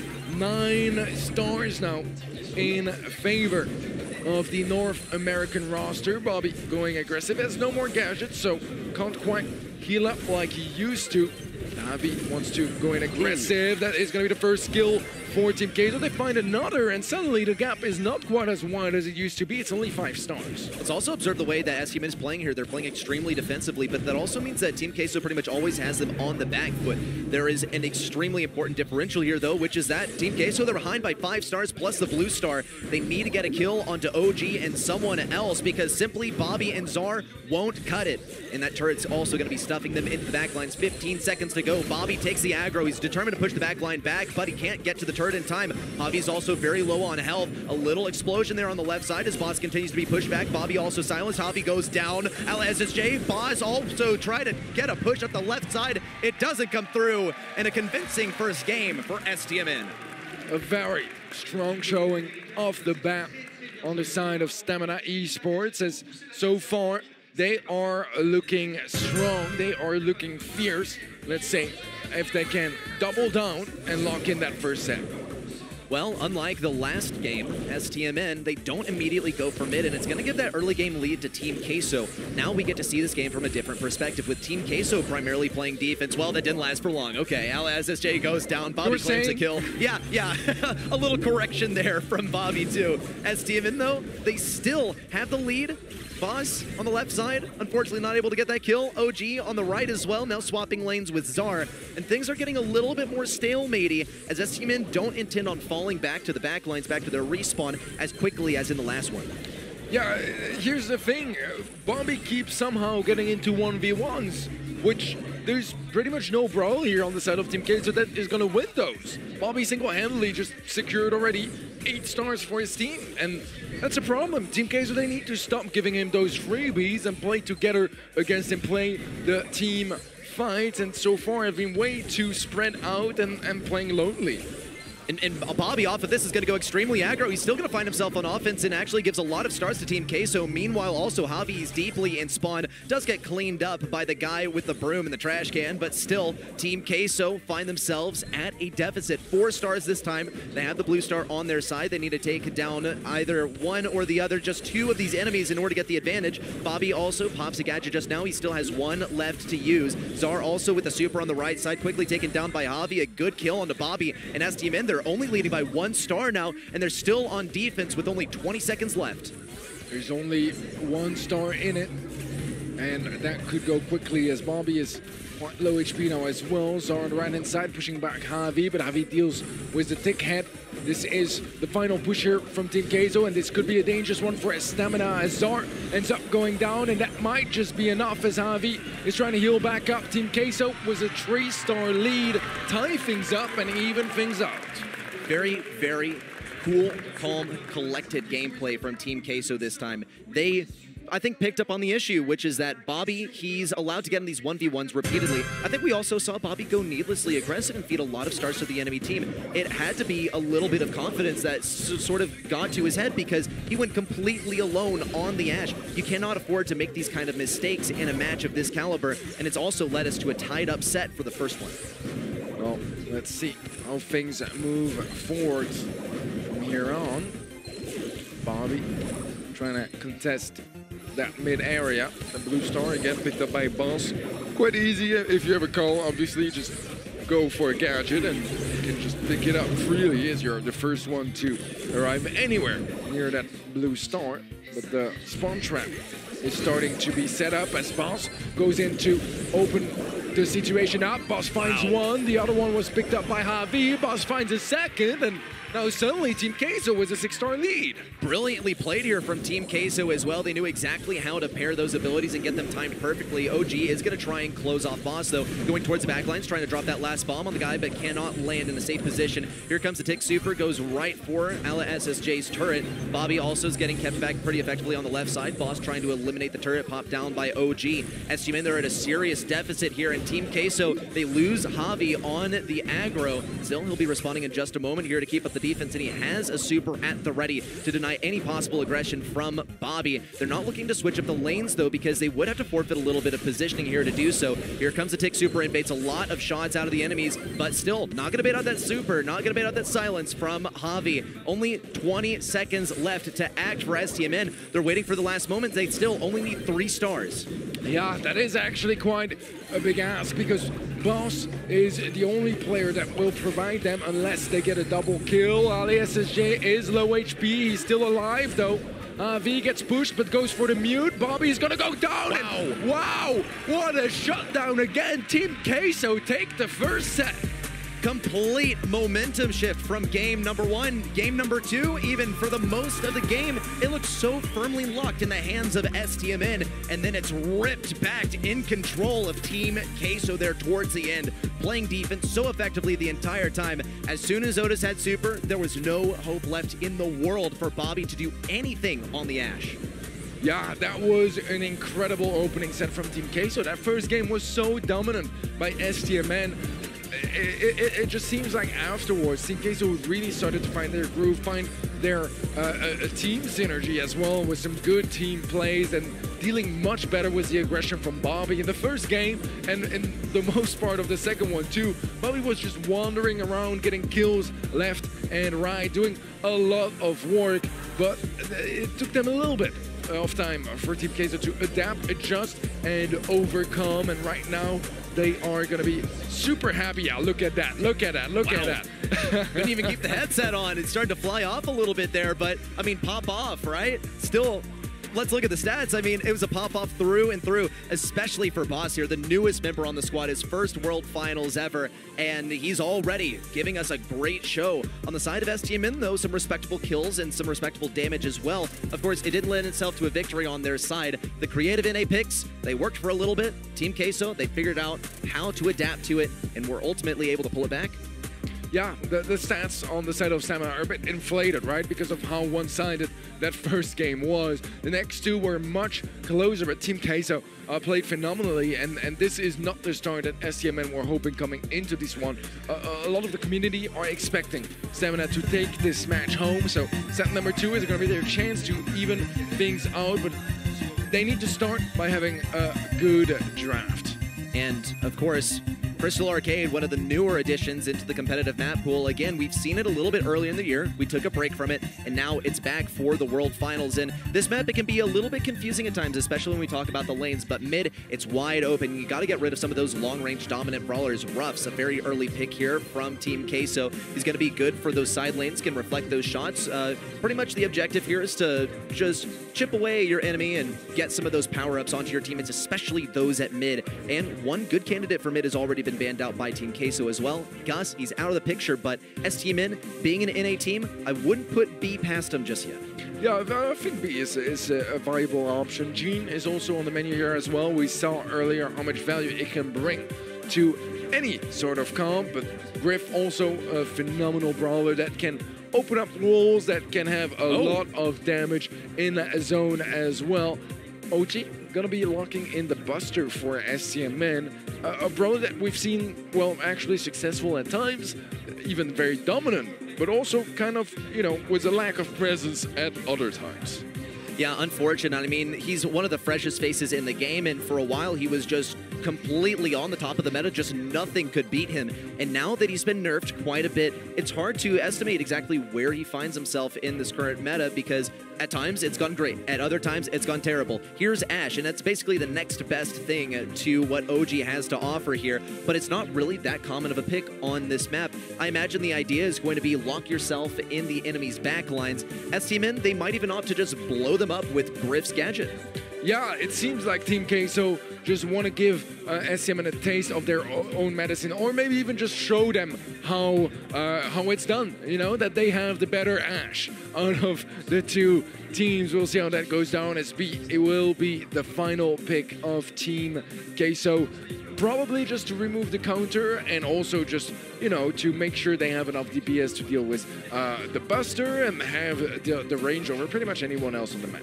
Yeah, this is going to be a pretty tough pick here for STMN. They do have the final counter pick, but they're getting countered pretty hard as is, both on range and also just on brawlers in general. Bow is going to be the last selection from them. Of course, you can get some good upsets on your enemies. You can also break open walls, but they're going to be completely outranged by the B. I don't see this going well for STMN from a range standpoint, from just a brawler 1v1 standpoint either. It's going to have to come down to OG sticking close to his teammates, getting free supers as well, because once again, I don't really see him getting any supers off of the enemies, as they can very effectively keep him at range, with the exception of Boss.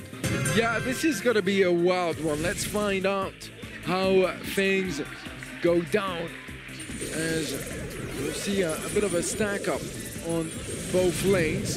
Team Queso more heavily on the left, but Javi adapts to join the fight against Bobby and OG that were on the right side. Bobby getting some good positioning and pretty much just securing the right lane for his team.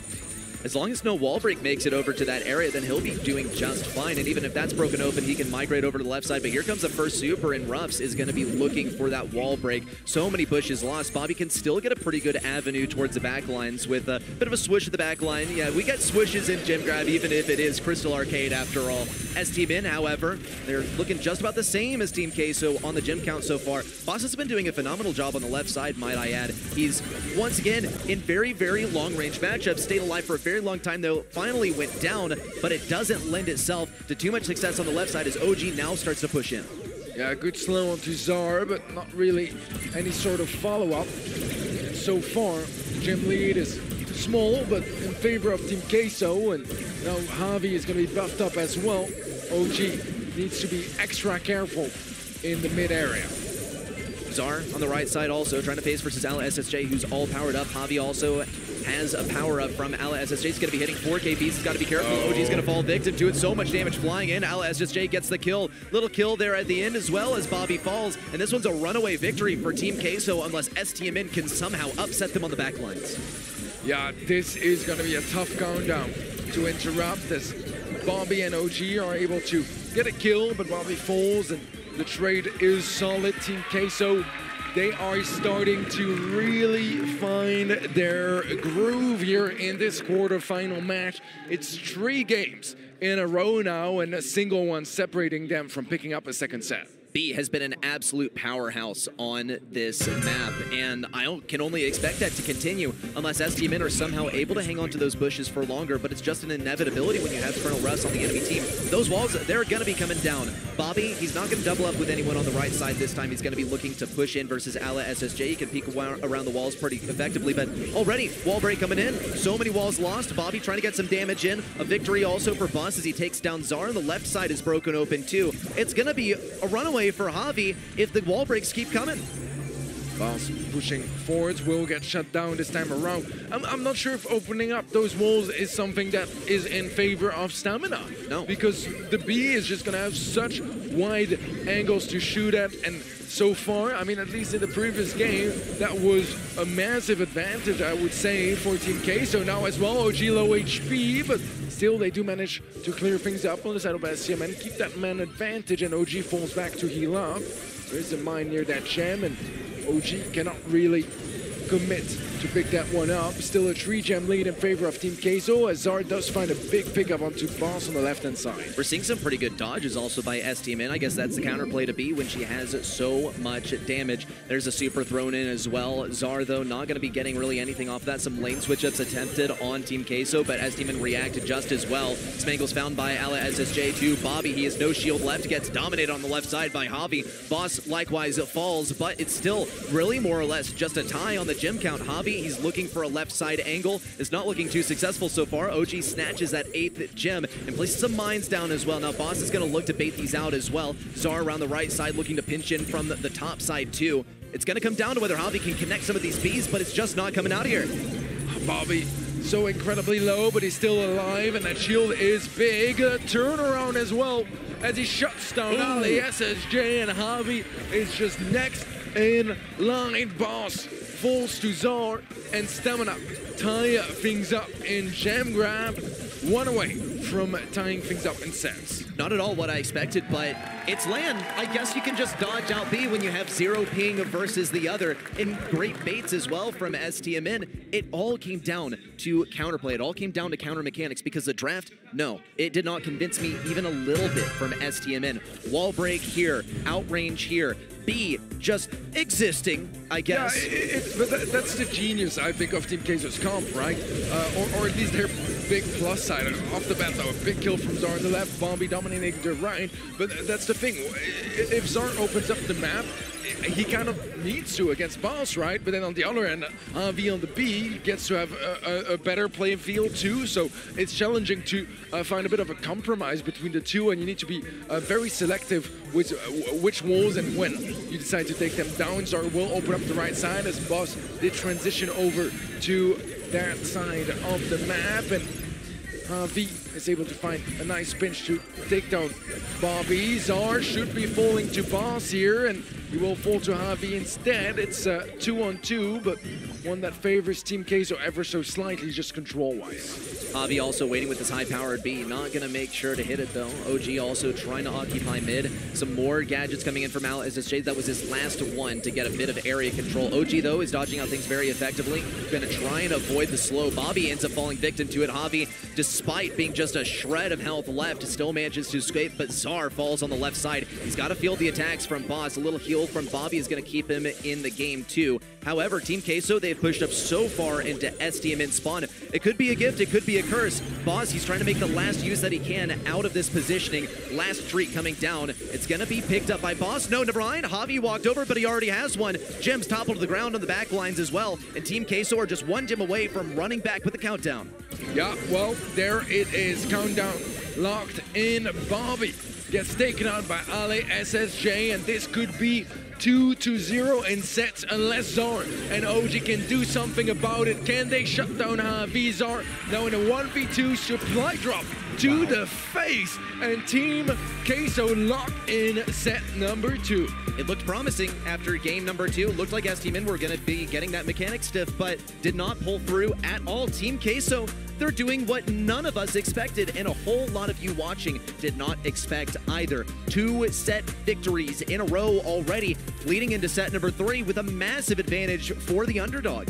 This is unbelievable because yes, all the odds are with STMN. They are the favorite coming into this one, but I've been telling for a while as well that Team Queso, yes, they are inconsistent. Yes, they have terrible performances at times, but they do have that pop-off potential, and in the past they have popped off at important moments. There's no more important moment than now, and they are absolutely popping off. Great lane play all around. I mean, I was seriously impressed by the mechanics on both teams. However, Team Queso, I think, really stole that sort of attention for me, especially when it came down to Colonel Ruffs, getting those early wall breaks too, and we'll see how it comes to fruition with the stats. Al SSJ, 314 damage per second and 10 kills as well. Pretty good stuff on both sides, but one really takes the cake.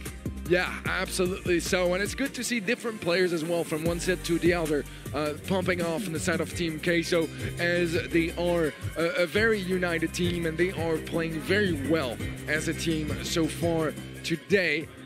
Let's see how out in the open goes, because STMN They need this one, or it's the end of their journey for this year. Exactly, and just one game really stands between them and a potential match point that they could be facing. Team Queso, they're one game away from going on to a match point for themselves and potentially locking in those semifinals. Ala SSJ starts us off with a Brock pick, and for out of the open, this is a pretty popular one. You're able to break open an avenue on the left lane. Also, Brock, he's simply really good right now. He was always run on this map for that specific purpose of breaking open walls, but with the reload gear, he pumps out tons and tons of damage, and we cannot forget about his star power, which has been reworked to give him more rockets on his super, which can get some unexpected kills. But this is an STMN classic, Bobby Piper. We have to be seeing that. Yeah, I like the answer, you know, because yes, Brock is probably the best brawler on this map, let's be honest. But when it comes to duels, Piper is a great way to match that energy, if not even just overtake it, with just a little bit of an edge when it comes to those 1v1s and hitting that heavy burst damage. And once the map is getting opened up, I mean, it's definitely going to be shining as well. And Max is also, I think, a great addition to the side of STMN, because against a brawler like Brock or any sharpshooter, as a matter of fact, it's going to be a difficult brawler to deal with, one that gets to come up close incredibly quickly and jukes so well just because of the insane movement speed that it brings to the table, not just for herself, but for the entire team. And something that stands out to me as well is that Piper gets pretty hard countered by Max, and I think that this is sort of, not like a double-edged sword type of deal, but it definitely is multifaceted. Not only is it going to be good versus Brock, but it's going to be great for getting rid of a pick that would be valuable for the enemy. Otis is going to be the choice from Team Queso, however, and this is a strong one pretty much always. Fat Splatter is great for locking off a lane. He's going to be great for denying a potential aggressive brawler from a last pick for STMN. We see that Fang is not banned out, and he's a pretty popular pick here in Knockout. Really anything aggressive, I mean, it's what we kind of expect to see from STMN. It's sort of what we have to expect of a last pick as well. But also notice that we haven't seen any thrower bans yet either. Yeah, well, we won't see a thrower on the side of Team Queso, as we'll lock in the belt instead. So 2 sharpshooters as well as the Otis for Team Queso. Now STMN, they have some more options. I mean, they would have loved, to be fair, to go for Eugene, even though it was one of their own bans, but they have other ways that they can go around it. They could even go something like Poco, perhaps, or something tankier and more aggressive. You mentioned Fang earlier, that could be on the menu, or a thrower that you also mentioned. Tick is going to be a phenomenal one at that, although it's not necessarily the easiest map, I think, to bring a thrower to. Yeah, especially when you're facing Brock as well, because he'll be breaking open those walls that you need so desperately to survive. So as long as Brock can be kept pretty well at range, he won't get additional stuff from his supers, but he still has his gadget. He still has Rocket Fuel to break it open for free. One of them's going to be used to, okay, get him through spawn and get a faster rollout and get mid faster. However, it's going to be valuable versus Tick, and it's also going to be good for locking down some kills at long range if they are really in a pinch here. Tick, just all around good, but we already see the wall break that's going to be eliminating some of the bushes that he needs to survive. All right, let's see as we get some walls taken out of the picture by LASSJ. He wants this map to be wide open and wants to play duels. Zorn takes a bit of a beating early on, but needs to make sure that he stays in the mix and comes back to the action after a couple of seconds of healing. Zarn on the right lane also having a bit of trouble fielding these attacks. He's kept very effectively at range. However, he's bobbing and weaving and dodging these attacks. Could get tripped up at the end of things range. Hobby also taking quite a bit of damage. There's a kill confirmation from Bobby as well. Now reduced to a 3v2. Zar's thinking about using the super. Here it is onto both Bobby and OG. Ella SSJ is completely cornered on the right side. A little pop in there by Bobby. He dies of the poison. No! And now it's been reduced to a 1v1 between OG and Boss. This is going to be a difficult one. Boss can deal with that Tick head, and now they need to find up close. OG needs a miracle, and that last hurrah is not going to do anything. This is dangerous. Team Queso on the verge of match point. that looked like a surefire victory for STMN when they had Ally SSJ completely locked into that right corner, but no, Ally SSJ clutched up, and I think the bag was kind of fumbled there by STMN. We keep on seeing these blunders from the guys too, but they do start things off with a kill on the boss early on. Bobby is still marked up though, can't afford to take too much damage, and Ally SSJ has his aim locked onto these back lines, as there's not an easy way back there. Wow, beautiful from Ally SSJ, but perfect timing from Bobby. Yeah, he was left in a 1v3, does find Bobby actually, but Zar should be able to clean up, and he will do just that. STMN not out just yet, have a max speed now to use as well, and against those sharpshooters, I already said how strong they can be. And a little way to start things off with Zar getting that speed, getting aggressive as well, tries to close things in versus Ally SSJ, but Brock always is going to know on that matchup you have to keep your opponents at max range. Bobby also keeping things at range effectively versus Javi on the left side. Bobby's all out of gadgets as well, so he has to tap up these kills the good old-fashioned way. OG also looks to get some area control, but in spite of this, Team Queso are just trouncing the mid-fight. Yeah, Zar will get tanked out by the Bell, but isn't really in danger just yet. However, wow, takes a huge burst of damage, but survives with 400 HP. He is marked up too, so this late game is going to be complicated in this round. OG does have a thick head, max speed is pop. Zar trying to create a distraction, but it's not enough. Man advantage, Team Queso. Bobby is next to full, and it's only OG left alive. Javi going to the back line to take care of him, but the gas will do the job for him. Team Queso is hitting match point. Completely unexpected by any of us at the casting desk, and largely unexpected by a lot of people in the audience. However, it's well-deserved. Team Queso, they're playing amazing, and STMN, they're making a whole lot of mistakes. They cannot let the pressure get to them like this if they want to push this beyond set 3. Otherwise, if Team Queso take it here, it is a 3-0 to lock themselves into the semifinals. Well, let's see if STMN still have anything in them. Enough energy, enough will to keep the fight up. A homemade recipe from Bobby does connect, but not really any sort of follow-up. And even though it creates a little bit of space for a couple of seconds, that's about all they get from it. As Javi's in an awkward spot, Bobby really wants to go for the peek on the side, does catch him, and he finds the double tap. That is going to be a big pickup, as Zar is low HP as well. Boss finds one, nearly finds two, and Zar is still trying to survive on that left side. He gets shut down by Ally SSJ. How do they turn those around on Team Queso? OG falls one round away from these from the semifinals. The composure from Team Queso is off the charts. Here comes Bobby though with a little wall break that's going to help them fall back quite a bit easier, and they're really going to need an early kill onto Javi with the homemade recipe, but Zar is still taking a whole lot of damage here. Has to fall back, has to look for the diffs. There's another kill on the boss as well. Ally SSJ is left all alone, looks for the super, needs to hit these shots, but is not able to do so. It's tied up. STMN, they're one round away from being defeated in the quarterfinals. They have to take it back now, otherwise it's a Team Queso victory. Yeah, they did bring 3 supers over to this final round, so they have everything they could dream of utility-wise. Boss gets tapped by Bobby as well, so he has to foil back and refocus his energy elsewhere, as Bobby still trying to find some connections on the left side. Not quite successful just yet. Zar, rather low HP, also needs to address things carefully from here on, as we saw earlier how dangerous Bobby can be on that Viper. Well, OG on the back right has that super ready to go. If he can get some shots baited out of enemies, he could throw, but it looks like he's saving it for the last second too. Zar also really needs this speed. Bobby with really the only range to contend with the 2 points on the left. Oh man, that was nasty there from Bobby, but it's not over yet. We've seen how Boss and Ally SSJ can pop off in the final seconds. Here comes the tick super, take down onto Ally SSJ. Boss goes down, and we're going to yet another match point. STMN are not done just yet. They'll be facing another match point, so they're far from being out of trouble so far, but they are still in it. And that's what counts. The dream is still out for STMN. Let's see if this is going to be their final game of the BSC Season 22, or if they manage to at least claim a set in this series.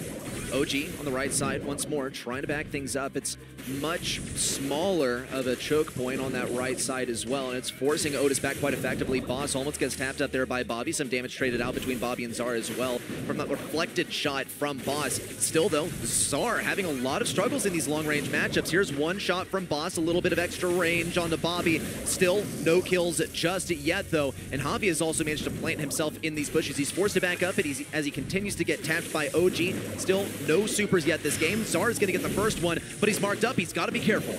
Yeah, he can't overextend. A couple taps will be enough to take him out of the picture. Bobby does find the connection, but himself is very low, and eventually Zar gets eliminated. Javi does fall as well, and Bobby is one shot, but no!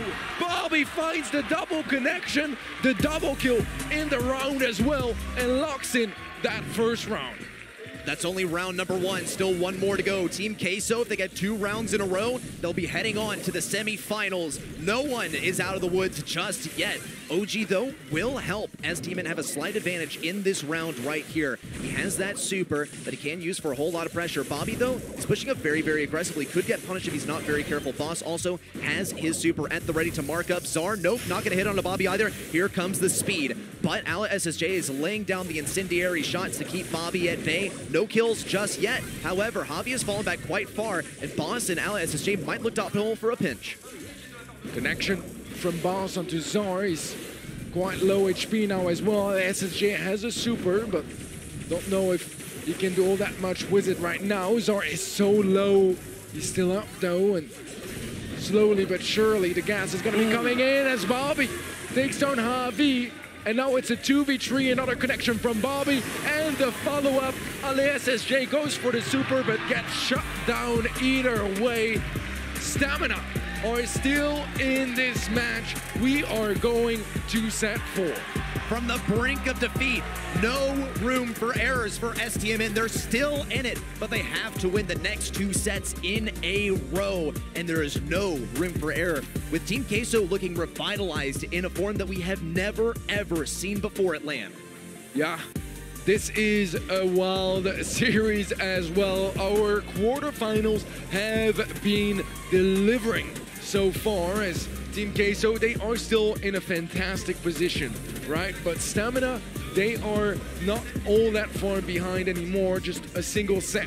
And we will go to a 5th and final to decide who between those 2 teams make it to the semifinals. In the meantime, STMN need to be careful. Team Queso are not far away from the finish line. The pressure that has been relieved now is only temporary because a single game, and it's a match point straight back into Team Queso's hands. Exactly, only 2 games stand between Team Queso and victory, and they have at minimum 4 opportunities to take those. It's gonna be extremely close. And Team Queso, they gotta be feeling proud as well about their performance in Knockout. While it wasn't a win, it was still very, very solid. But there's a clear MVP on the side of STMN, okay? It's Bobby, 9 kills, a whole lot of DPS, nearly the most in the entire set. However, Boss, I think, takes that title on the side of Team Queso, 151 DPS, and we saw this guy go crazy on his matchups. Neither team here are slouches at all. Yeah, absolutely so. I mean, both players are doing what they can to secure the victory for their teams. We are going to be seeing some heist action. This is a mode that for Team Queso traditionally has been a bit of a disaster. In the BSC, they have a 25% win rate compared to STMN 62. It's nothing like out of the ordinary for STMN on the win rate of Heist. However, for Team Queso, it's a supreme outlier, right? Like you said, 25%, it doesn't look too great. However, Safe Zone, I think they have the right idea here. 8-bit, it's definitely a personal favorite of mine. It's definitely an NA favorite as well, and I would not be shocked if STMN thought that they would be able to draft that brawler for themselves. Now, it's on Team Queso's side. However, 8-bit, the counters are fairly straightforward. You simply have to outrange him and be able to fall back and get forward, back up again very frequently. Also, wall break is going to be totally instrumental, and it's a good thing that STMN did not ban out more than one wall breaker, because they're going to need it. 8-Bit needs those walls up in order to keep his super safe, because really his super is the only thing that makes him good. Yeah, the thing with Griff is he's not going to be able to take down those walls in the mid as easily. He can if he has the position for it, but the risk as well is that the damage booster is just placed down behind it, and you never get the chance to get close enough to drop that piggy bank and open up that side of the map that you really want to open up, so the damage booster is exposed, so that position can't be just a little stronghold for your opponents to sit and poke your safe at. They'll go Nani as their second pick, which I think is an interesting direction. It's something we've seen in the past, but is not quite as popular at the moment, I would say, on Safe Zone. Yeah, not really that popular anymore, but we can't really knock it too much. It's still great for getting some long-range kills, but it really relies on having wide open area, because that shot, it needs to move very far out and then close in again on your target. Here comes the Colt, actually, and we've seen this before from Team Queso as far as wall break. It's not the most convincing, but I think it's quite slept on. It's one that only appears on this map because wall break, it's essential. Otherwise, you cannot play the right lane from your team's perspective, of course. There are not other options for them. They need the free wall break. Colt, it'll be. How well will they be able to go? Well, with Otis on their side, if they get pretty much one push in with 8-Bit, they can completely melt that safe. So STMN do not have any room for error on defense. Yeah, I think that's very much the name of the game. Team Queso, I think they know that Heist is one of their weaknesses, so they're willing to gamble on this draft to either take it with a lot of DPS on safe, or we will be seeing that fifth and final set, which is going to be a 50-50 by all means. Final pick now for STMN, it's going to be the call, and I think that's a strong one here. Yes, it's not necessarily going to be the brawler that gets the most damage on safe, doesn't have unbelievable bursts of damage on safe either, but he's going to be a tremendous duelist, and utilizing the cover that is left up on the map will be able to find a good bit of value. Really just a well-rounded brawler and a good solid pick for the end. He doesn't really get free kills in close range, but that's not what Carl is all about anymore. He still gets great mobility with his gadget, and he can get in a great position. If he's left alone on top of that save, he pumps out massive DPS. Here comes the mid play, though. It's going to be OG on the Nanny at mid. The wall breaks on their respective sides. Bobby now getting rid of that right side wall, and still being held back pretty effectively by Javi, who now migrates over to that left lane, and Boss is also taking a beating. He can't really dodge out the shots from OG, and it is going to be taken down quite early on. STMN continue to push forward, but Javi will not really let up on this right side, and Bobby's having a bit of trouble.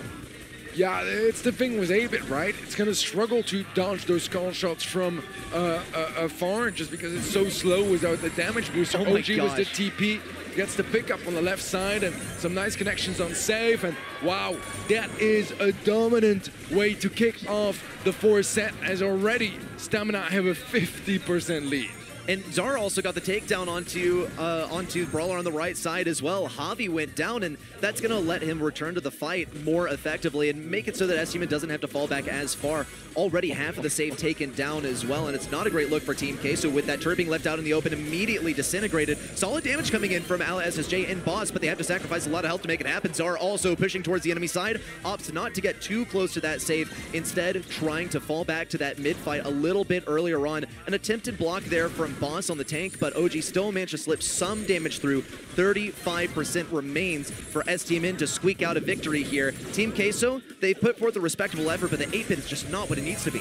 Yeah, OG is offering us one of his most fantastic performances ever on that Nani pick. Just getting 3K hit after 3K hit at max range.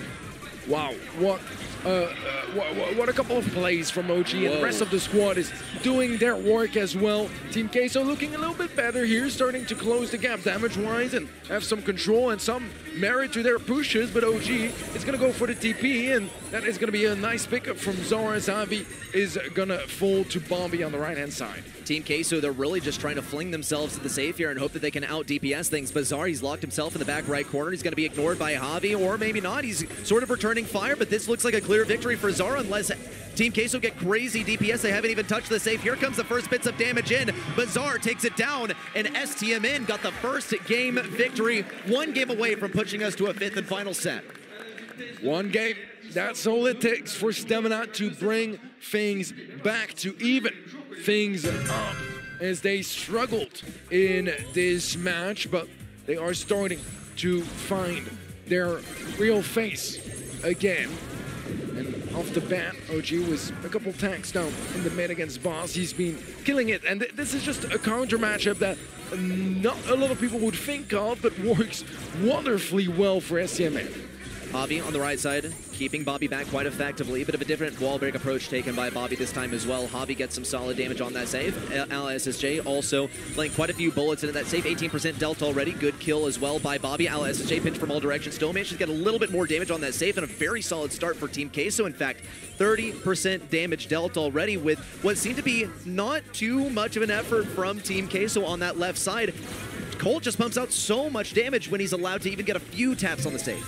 He absolutely does. Bobby gonna go for a super, gets the kill onto Boss, takes down the healing station, and even though Bobby is left in a 1v2 against a very low HP SSJ, he's not able to find either kills, and that enables Team Queso to find some more value. Zar going in and not quite gonna be going out as Bobby also falls, and Harvey has a chance to get some damage on save, so does SSJ, and he's been juking like never before, but eventually a shot from OG catches it. Boss also throws down the turret in a place where he knows it's going to be relatively safe. It's going to come down to what OG can offer in order to get rid of it. He has so much speed and so much damage as he stands in the nexus of that, of that turret. Bobby now breaks down the right side. Here comes a super in from Zar. 1-2 kills. SSJ is the last one surviving. Good dodges from Bobby is going to keep him alive. Some damage trickles into that safe, but there's not much time left for STMN to offer an advantage over what Team Queso has contributed to their safe. And they're still pushed back to mid. Once again, really defensive positioning of that turret from Boss. Here comes the super in from OG. Not going to be a kill onto SSJ just yet, but he has pushed things back. Here comes the damage. Missed silence as well by Javi. But now OG is the last man standing. 1 kill. Got to see another on Javi. There it is. And he has a super ready to go, but he's determined to block things off at mid and keep the control. There's not a lot in it, but they need more damage on the side of STMN. The super from Bobby finds a connection. Boss and Ali in the defense. Is it gonna be enough? It is.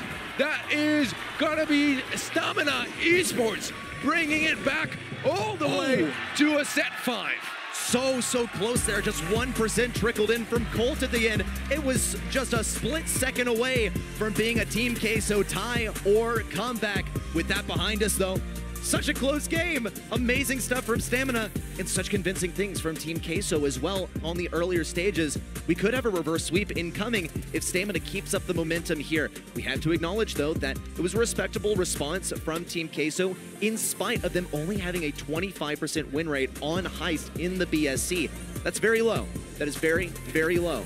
They definitely didn't play it bad. I think they took a little bit too long to adjust and make the right decisions, and that first game was pretty much just offered to Stamina. The second one, it was close. Those close encounters, you're going to win some, you're going to lose some, but when you give a free game away at the beginning of the set, well, you don't get the chance to make up for it. Amazing stuff. Yeah, there's the reaction from OG as well. STMN definitely getting the crowd riled up in the background as well. Just fan favorites here. Whoa, 13 kills. So someone tell OG that it's about getting damage on the safe, not on your enemies. Yeah, well, he's been finding so much value on that Nani pick. I think that was a genius brawler to bring to the table on the side of Stamina, just because of how you outrange the 8-bit and he can't dodge your shots at a far range. So you can poke him, you get big, fat 3K hits at a mid to close range, and just so much utility across the board. A wonderful idea of a brawler to bring to the table in such a heated moment. But now, ready, we are all evened out. 2 sets for each team, and this 5th and final will decide who between Stamina Esports and Team Queso will be going to the semifinals. And it's going to be Hot Zone dueling Beetles in definitely a contentious map. Hot Zone, what a way to finish things off too at all times. And this is when we sometimes see those 99% clutches at the last moment. First pick goes over to Stamina. They've banned out Stu, Lou, and Sprout. On the side of Team Queso, Griff, Penny, and Crow all out of the question. I don't see a Buster ban. And I don't see a B ban either. So do we see the Poco mixed up with a tank? Not quite sure yet. It all comes down to how this pick phase goes. And the first pick from the side of STMN, it's gonna be Otis. Yeah, what worries me a little bit here is that, well, obviously Stamina comes into this 5th set with a lot more, just a lot more momentum, right? They just won 2 sets in a row. They are potentially about to reverse sweep Team Queso, but this is arguably Team Queso's best game mode. At least statistically this year, it's Hot Zone where they have found the best results. And I mean, it's, you know, between double and triple the win rates that they had in highs. We saw what they could do in highs. They could definitely do some damage here. Bell is going to be the answer to STMN's Otis. I don't mind it. I think Bell is a very viable pick here. Not necessarily the flashiest, but one that can have some good value, whether you decide to go for some trick shots here and there, or will place down some nest eggs for a bit more of a defensive stance around that mid zone. I think it's a safe brawler to bring in, and both teams are really trying hard not to get outdrafted. Yeah, well, to stop a double match point and, of course, not get into a sub-opportune moment, then you have to pick something that you're comfortable with, and we've seen what Team Queso is capable of on that particular brawler. We've also seen just how nasty Javi can be with the B pretty much the entire year. This has been a favorite for him. It's comfort pick, and I mean, lucky for him, it's very, very meta right now, and this is also a brawler that I mentioned that came to mind because it's a very strong counter to any sort of Poco ideas, and we have not seen a tank pick just yet, or really anything that's oriented in that direction when it can be a serious game changer on this map. Also got to be considering, wow, Brock, I don't hate it, but Brock, he really does struggle in mid-range.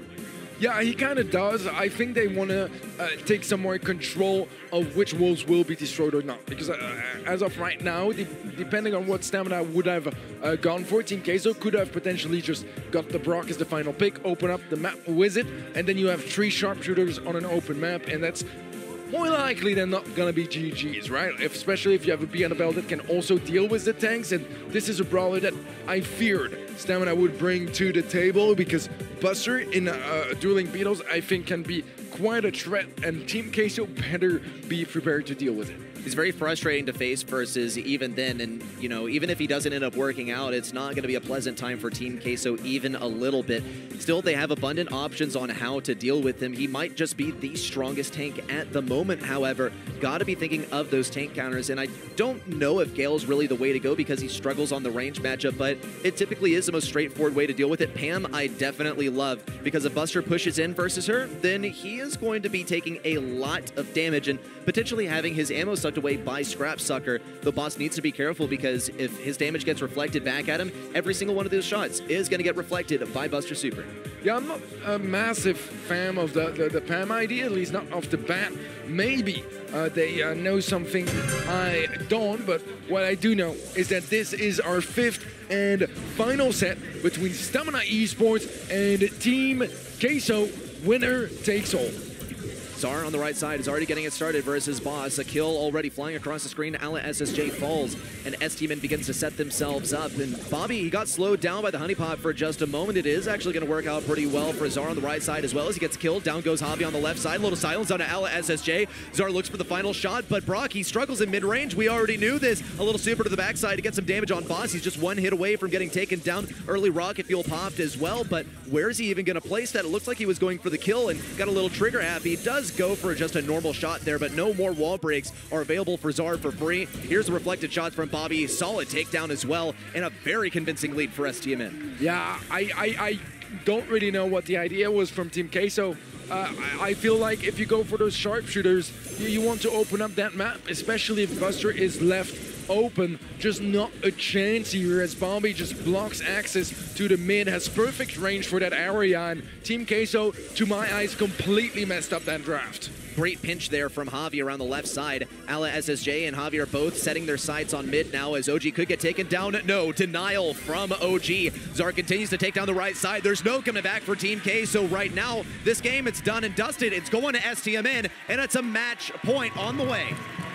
We had multiple match point opportunities for Team Queso. Heist nearly got there as well, but now, at last, Stamina with a full-on reverse sweep are getting a match point of their own. One game is all it takes to lock in their spot in the semifinals. We saw what happened last time STMN ran Buster, though, especially into a B, actually, and it didn't work out so well for them after some time as Team Queso got adapted. And already Team Queso, they pushed up pretty far on the right side, dropping down a nest egg. Zar doesn't look like he's going to be venturing too close to there as he tries to get it done at long range. Little healing turret popped down by Ala SSJ. That's going to be a great early game value. Still, though, Team Queso, they're a little bit cautious about moving onto mid. Bobby getting some of his ammo sucked away as well. Ala SSJ definitely giving him a hard time. OG on the left side manages to get the kill versus Javi, however, and Ala SSJ is forced to move back. Missed silence as well. 2 bags fumbled in a row. Down goes Zar as well, and Team Queso now take back mid control. Yeah, opening up the left side so far seems to be favoring Team Queso more than anybody else, as they have an aggressive stance now. Is that healing station still doing work? Eventually, it's gonna get taken care of by Zar that gets a shot through the wall. A kill from OG on the left-hand side. Ala SSJ should get shut down, and indeed, after a silence and some follow-up shots, he will fall. And this is a chance for STMN to start catching up. Super popped by Bobby around the left side as well, reflecting some solid damage. Ala SSJ tries to take him down. Bobby's on very low health. There's a heal over to OG, but he's still on super low health. Ends up getting tagged up around the corner by Boss. Ala SSJ and Boss are relatively safe here, but OG and Zar are coming for him still. They make sure to stay in very close range versus Zar, pushing him off that point. Takedown onto OG as well. It's a 3v2. Zar has to stay alive. Good takedown from Bobby. Good reflections from the guy as well. Takedown onto Boss. Javi has to get the slow. There's a kill, but he gets countered out, and STMN look to equalize the capture percentage on the point now. Huge plays from STMN, because now they're taking over the lead and we're getting so dangerously close to the finish line. A healing station that gets shut down incredibly quickly. A kill from Zar on the left. Bobby takes down the mid player, gets the final kill, and STMN are going to the semifinals. Semifinals on the top side of the bracket, locked in. Team Queso, despite being 1 game away from victory, fully reverse swept a game victory in the first game of set number 3, and then fully taken back in a dominating game from STMN. What a comeback for STMN. In the end, I guess we got our predictions right, but this is the strongest ever showing that we have seen from Team Queso. Team Queso looked phenomenal, especially in the 2 first sets. Even afterwards, it's not like they got stomped in the 3 next. They still were absolutely competitive, but STMN, they just built up so much momentum and they were unstoppable. 3 sets in a row for the full-on reverse sweep. That has got to be one of the biggest turnarounds in BSC history. And by a large margin as well, because this was insane. Just never before seen stuff, and it looked a little bit grim at points for STMN, even after they started getting that momentum going following those first couple of sets. Just look at the reactions from the guys as well. Definitely crowd pleasers, these guys. Absolutely. I can even tell, you know, without hearing it, that there was some mild swearing potentially with that celebration, but you can't blame them. How happy they must be at this stage, and the stats are absolutely in favor of STMN. Bobby on that buster at the end, phenomenal performance, but to my eyes, it's OG that really showed his true colors today and came with a phenomenal show. We'll see if you guys agree. You guys go Bobby. He still had a very good showing too. I mean, whether it was the Piper earlier on or the buster towards the end, he was also absolutely fantastic today. It was a team effort. Zar absolutely has his moments too, and I think a special mention to Boss from Team Queso that really had some games that he popped off and did a huge amount of work for his team. This new addition to the roster makes me very optimistic for Team Queso in the next year, because an addition to the team, a huge roster swap and breakup towards the end of the year, that's disastrous, right? That really downplays your team synergy, and to see them actually play so well on the world stage versus such a stacked roster as well is absolutely impressive, and I hope to see what these guys accomplish in the next year. With that said though, STMN, they've looked so impressive today. Now they're headed into the semifinals. Well, they'll be facing Zeta Division 1. Yeah, that is true. That is going to be a challenging matchup. Totem couldn't quite do it, and most people that thought, you know, that any team that could beat Zeta, it would be Totem. It wasn't this time around. STMN, maybe later on today, will be able to make the dream happen. I mean, we can only wait and see. We're only halfway through the quarterfinals. Yes, we're halfway through the quarterfinals with 2 matches out of the way and 2 stellar ones as well. We saw some upsets that we didn't necessarily expect. A really strong showing from both Zeta 1 and Reply Totem, as well as STMN and Team K, so getting extremely close there. I have expected actually a double match point. Well, guys, we have someone very special here at the Brawl Stars World Finals. It is going to be our game lead, Frank Arc. Take it away. Thank you very much, Roddy. And yes, I'm pleasured to be joined with the game lead of Brawl Stars. Frank is here. Frank, it's an honor and a privilege to have you here. Thank you, man. Let's get stuck in. I've got to say, you know, it's been a phenomenal year for Brawl Esports, and maybe you can just describe for the viewers at home the atmosphere of the arena and how you've been enjoying the show so far. It's been absolutely amazing. I mean, the audience has been amazing and loud and cheerful. Yesterday was just perfect. Let's get stuck into predictions, because I know that you are a competitive man. And I know that you keep up with everything Brawl Esports. How have you been getting on over at event.brawlstars.com? Have you been getting them right? Have you got the Rage Quit Tara skin? And if it went wrong, where did you lose out on your predictions?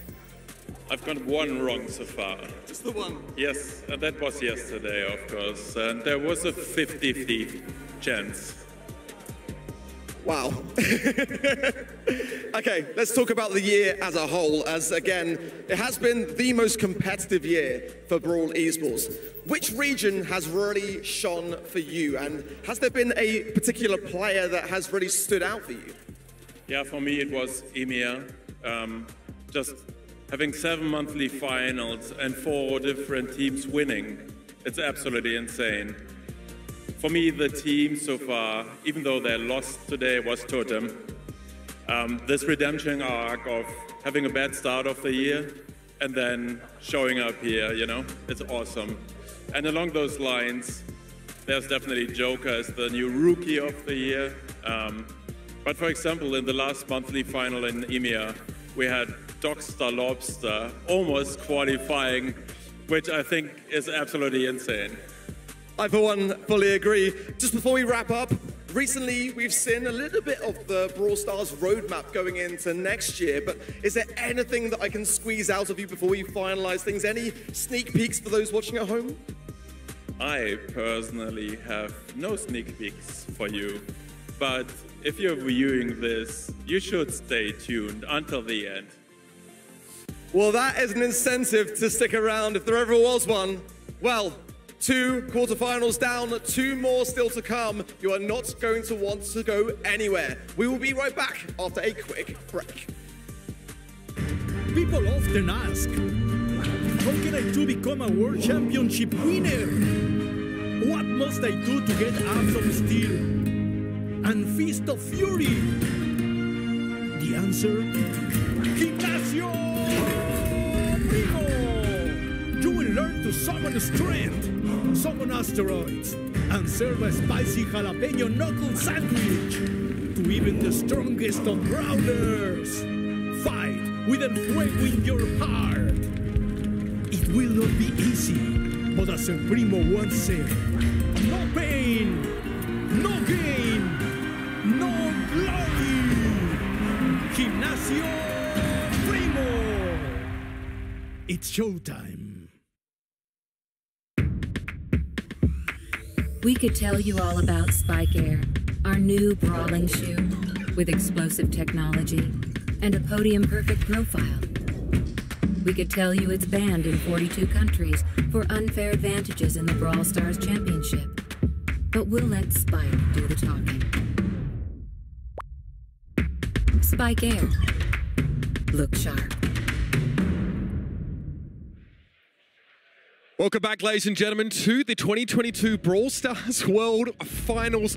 2 quarterfinals down, 2 to go. I am Uber, joined here by Ark. And mate, you weren't quite able to squeeze much out of Frank there in the interview, but I tell you what, there's plenty of goodness to get squeezed out of these next couple of quarterfinals, man. What a matchup. nothing better than a reverse sweep here, but we're far from done. We've really eliminated a lot of the expected one-sided matchups, I think, at this stage in the tournament. Yeah, absolutely. So this is where it really does all come down to. The matches are so exciting, so close to cool, and as you heard from Frank himself, not getting every prediction right, and I think that is going to be very much the story of today. We're going to see more upsets, no doubt about it. So we've just seen STMN take down Team Keizo in a hair-raising reverse sweep. Now we get Tribe Gaming EU going up against Zeta Division 0. Then after that, oh, it's a bit of a transatlantic El Clasico, I'd like to think. Tribe NA and SK have a score to settle as always, 1-1 in tournament appearances as of late. That's going to be an incredible matchup as well. Let's talk about our predictions so far. Tough day to call, indeed. So far, you know, a bit of a stumble for you there with that reply totem game. Myself and Ready Set though, clean as a whistle.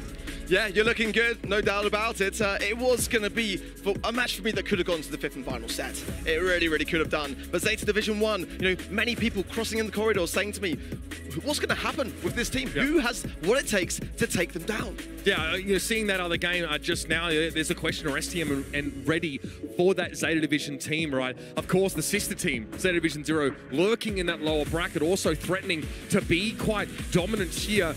But Tribe Gaming EU looked incredible here. Big shout out to Ryan, of course, community manager at Supercell. Great to have him join us here in the crowd. And an incredible nickname as well, just quietly. Perhaps that new, was it the penny skin? Yeah. Maybe named after him there. Love to see that. Everyone getting extremely excited, everyone taking their seats for this next match to come. And I think we should start talking about Tribe EU a little bit there, because it was a 3-0. So on paper, the series yesterday against Zest looked fairly good. But in every set, they dropped around to this Zest team who were plucky, who were just refusing to lay down. Tom, for me, a standout on this Tribe EU team. He had all the carries in the pocket yesterday, didn't he? He really excelled, and you know, this is where I feel like Tribe would sometimes have faltered actually, but they were able to pick themselves up, remind themselves that they had the advantage more often than not, and get the job done. I mean, you're watching the Gus and Amber play, especially on Hot Zone, right? Seeing Tom just walk up there, play with confidence, play aggressively. It seems so crucial. I mean, again, I think Frank pointed it out here, right? 4 different teams winning monthly finals in the EMEA region. This team, Tribe EU, are forged for just an occasion. They've already come out of the baptism of fire in their own region. Now they're ready to take down the very best from East Asia. Let's head to the stage. Let's get them out here. Et on est de retour ici à Paris, au milieu de la foule cette fois. Il fallait que j'aille au milieu des fans. Est-ce qu'on est chaud?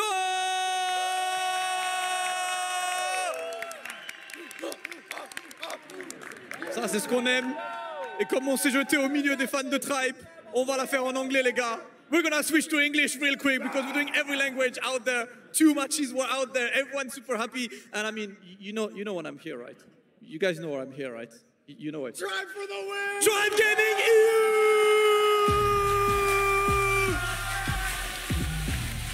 They were once tea drinkers, but today, looking to take a sip from a cup of gold. Drage, Tom, Lanan, and Yoshi came in to the World Finals off the back of a big monthly final win in October and have continued to assert themselves yesterday against Zest in a 3-set sweep. Tom, of course, lifted the BSC trophy in 2019 and is looking to add another to his cabinet. With 5 grand final appearances and 2 grand final wins, they have been the most consistent team in the EMEA region this year. Lenard's a superstar player in Europe. They brought him in from STMN halfway through the year because they knew he was what they needed to take it to the top. They are your #1 seed coming out from the EMEA region. A proud history this region has. They expect glory. Let's see if they can get it from their opponents about to come. Évidemment, il faut bien 2 équipes pour faire un match. Il faut un adversaire. You need an opponent to make a game. And of course, we're here for the competition. Make some noise for Zeta Division 0!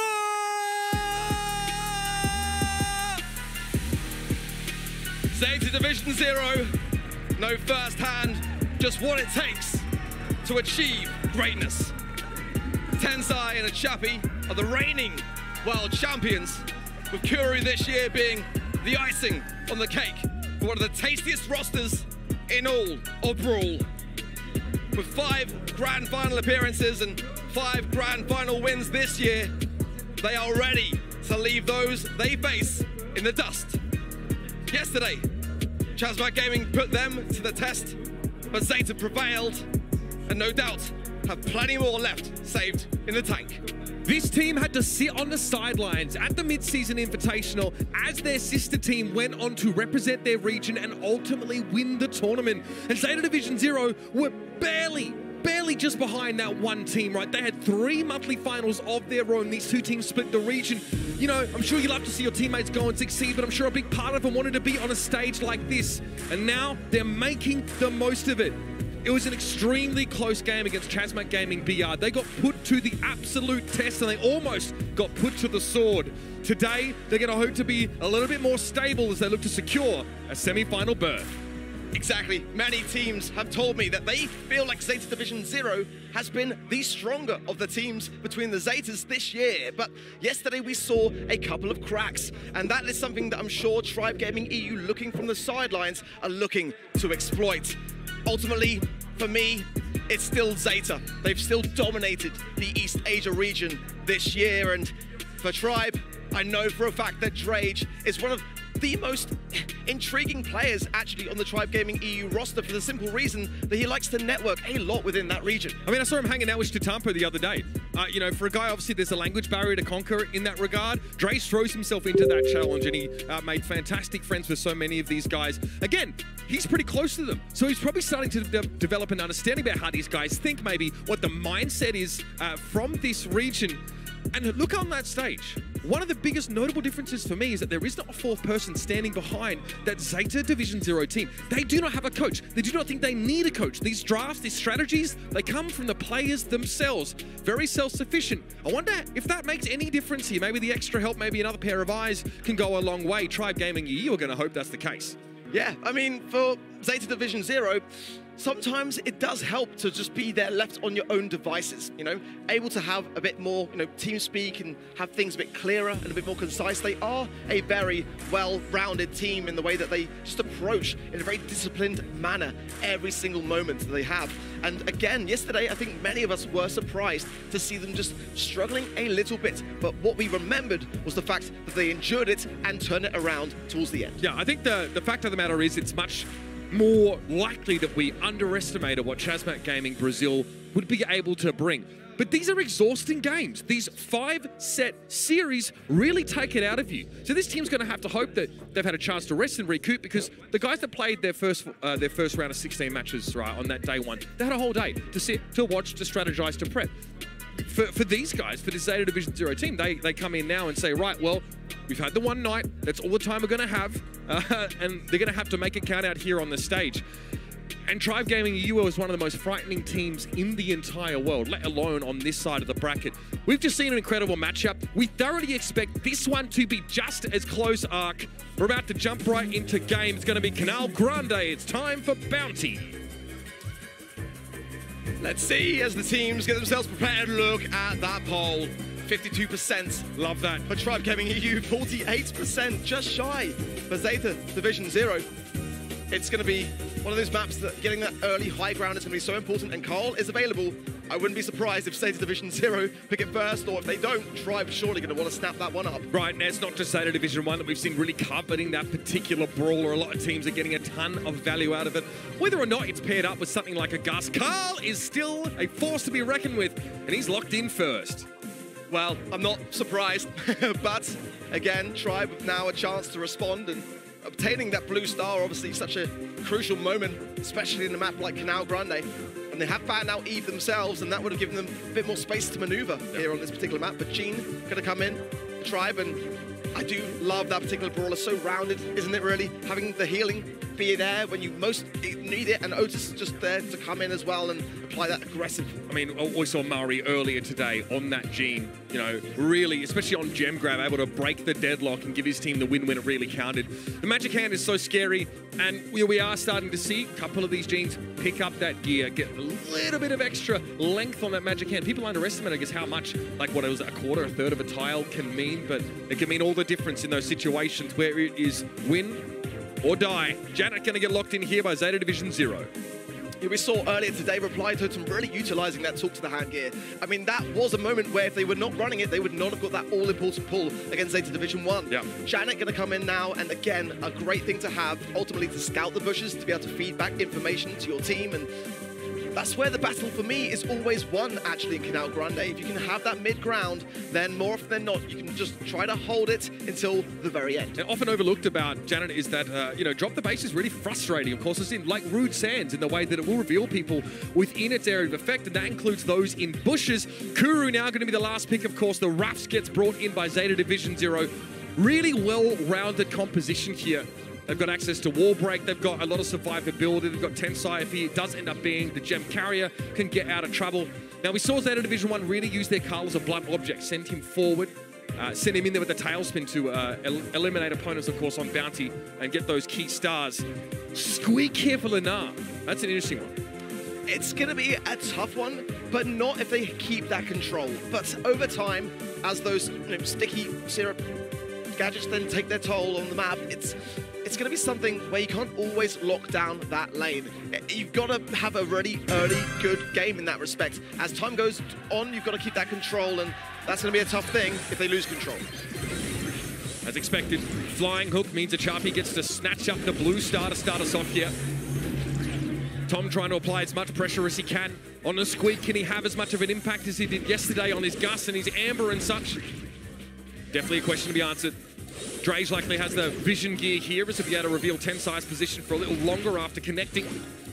Tensai is keeping at arm's length, and when here comes a Sharpie protected pirouette. Looks good. Stars getting exchanged here, but it's going to be Zeta Division 0 with a comfortable lead, and Lenar needs to be careful here. Wow!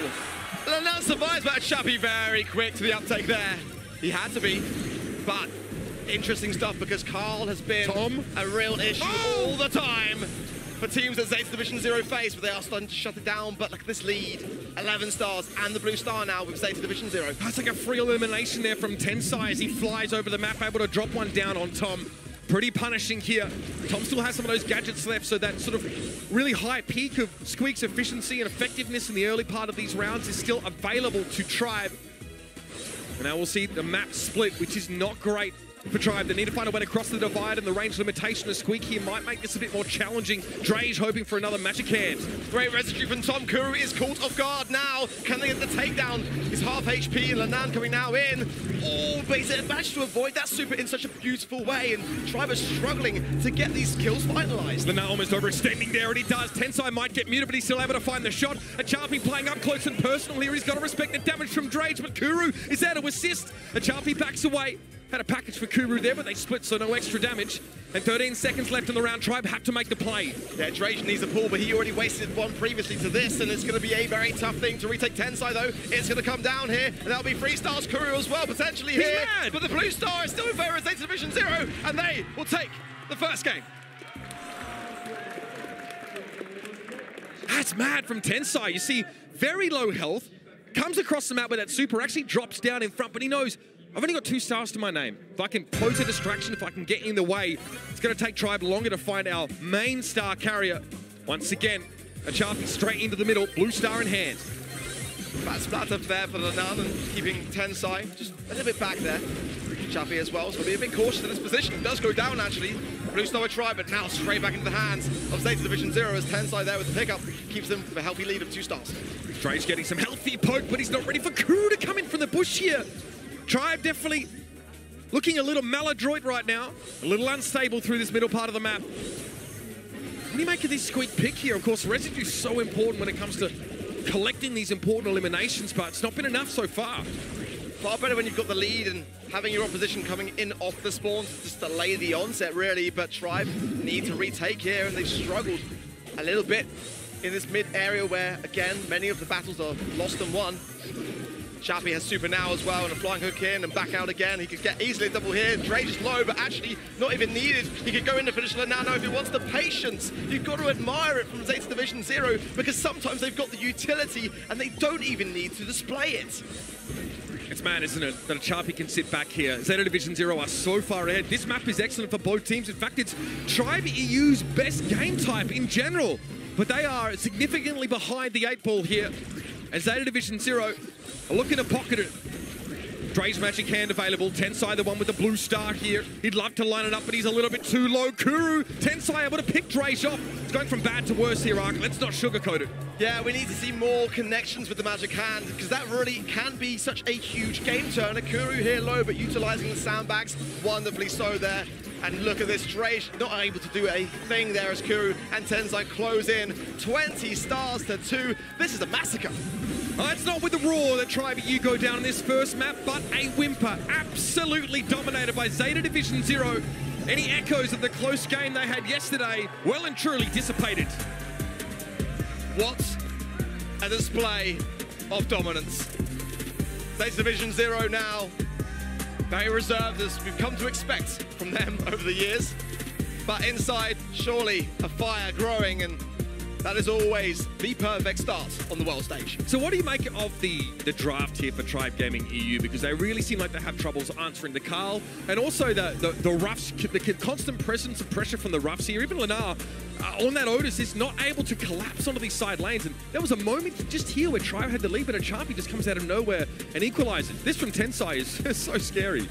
Yeah, we need to see, again, more Magic Hands. We didn't really get any of that with Drage, and I feel like Tribe probably should have banned the Carl, just simply given how much we know Zeta Division as a complete org are really utilizing that brawler. On a map like Canal Grande, it's really commonplace to go in to grab that blue star with the flying hook. So I would like to have seen that just banned out by Tribe a little bit. Probably hoping on the lamp blowouts on the Gene to be able to cancel it. But clearly it's just something that Zeta Division 0 are thriving off the back of. I mean, look at these stats. I mean, we mentioned about Tom yesterday just being such a crucial component in the Tribe Gaming EU organism, but at this moment in time, not a single kill. 10 takedowns for Tensai, 5 for Chappy, 5 for Kuru. That is very strong stuff. Tom, as a player, pretty reserved, right? Fairly collected. Don't normally see him just sort of overreact or sort of maybe get too excited here. So in this sort of, I don't know, a low energy state, he needs to find a way to surpass his limits, or at least what we saw in that round so far. Gold Arm Gulch is up next. Knockout on the menu.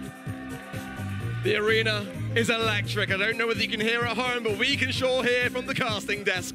It's such a great thing to have that kind of energy behind them, and maybe this will be the thing that Tribe need to get back in the game. Look, they're not just a Tribe in name. They've brought everybody. They've brought their brothers, sisters, fathers, mothers, cousins, everybody here. There's a huge Tribe contingent in the crowd, and make no mistake, the players can absolutely hear this. They've got noise-cancelling headphones, of course, but just the energy in the arena will still find its way in. Tom snaps up that Eve here first. Well, they banned it out last time. First pick this time, and no Cole bound though, just to point that one out.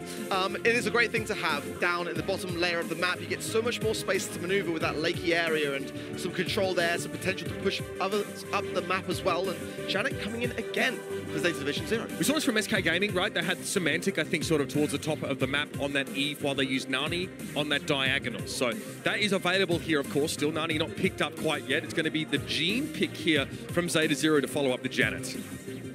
Well, healing is always a great thing to have in knockouts. Longevity, ultimately getting towards those later stages and not doubling down too early on the early game. You've got to be able to have a bit of both there in your arsenal as Tribe Gaming EU look to pick up something more to add to this Eve.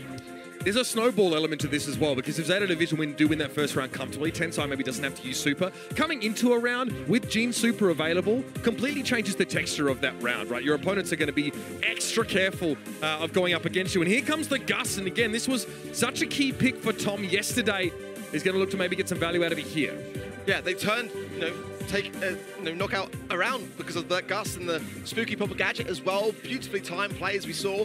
We could see potentially another sharpshooter to join the mix here. Buster, though, going to come in, and that's going to be an aggressive thing and a big statement now that Zeta Division 0 have got to respond to. So tons of durability. That's definitely something to note here on the side of Tribe EU. Obviously, Eve Super can have some sort of niche value here, but really her utility across the top side of the map is going to be what the Tribe Gaming crew are looking for most. Who is the real aggressor here? I feel like Zeta Division 0 probably have a chance to pick something else with a decent amount of range. There's a lot of sharpshooters still on the board, I think, like you sort of pointed out here. But yeah, it's always a question of how you answer Buster. I've seen Ash do pretty well against Buster, but it's very map dependent, right? Whether that pick is going to make any sense or not.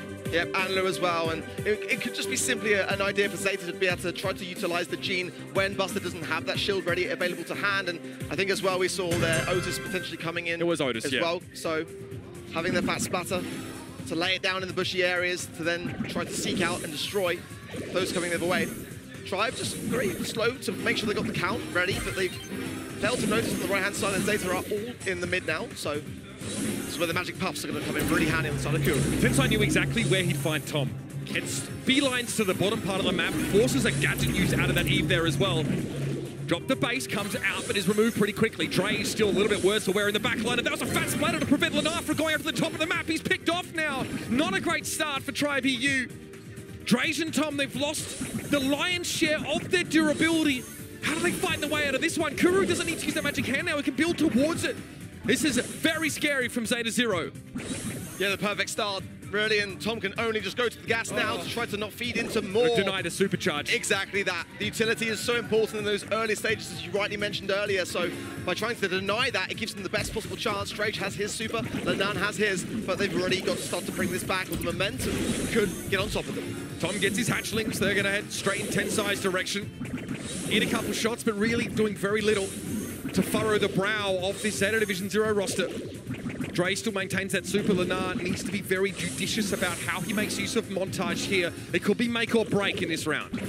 Yeah, especially because Tribe need to wait this game out as well. Buster is going to struggle in these early moments, and Zeta know it. They're coming in now, and just like, I love that, the bait there from Kuru, just trying to ruffle the feathers of Tribe Gaming, and they're not falling for it just yet, though. Drake just got shield now, passing over to Lan. Great use of that as well, be able to push everything back, but what is going to be the response? I like a fast splatter on the ground, though. It means that Tribe can't advance any further here. They use montage, but for what? How do they capitalize on the extra control they got on the map? They shield Lenar, they want to send him forward, and they catch a Charpy! That can't have been expected at all! Magic Hand comes out, but Lenar says, talk to my head! The Fates don't want to listen. What a piece here on Knockout. Fantastic stuff. And so many in the crowd there just erupted. That is what they needed, but can they secure this game? Ultimately, it comes down to this round as to who takes the first one. Tensai has got that escape route there on the side of Janet, and look at it on the top. We're seeing Lenan having to just consider his position there as a Charpy closing in, but now thinking better of it. No fat splatters left for a Charpy here.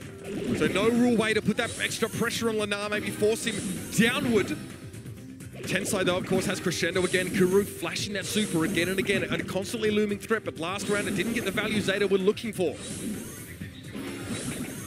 Tom has got the egg as well. The hatchlings could be coming into play. A beautiful spooky popper there. Tensai took the front of it.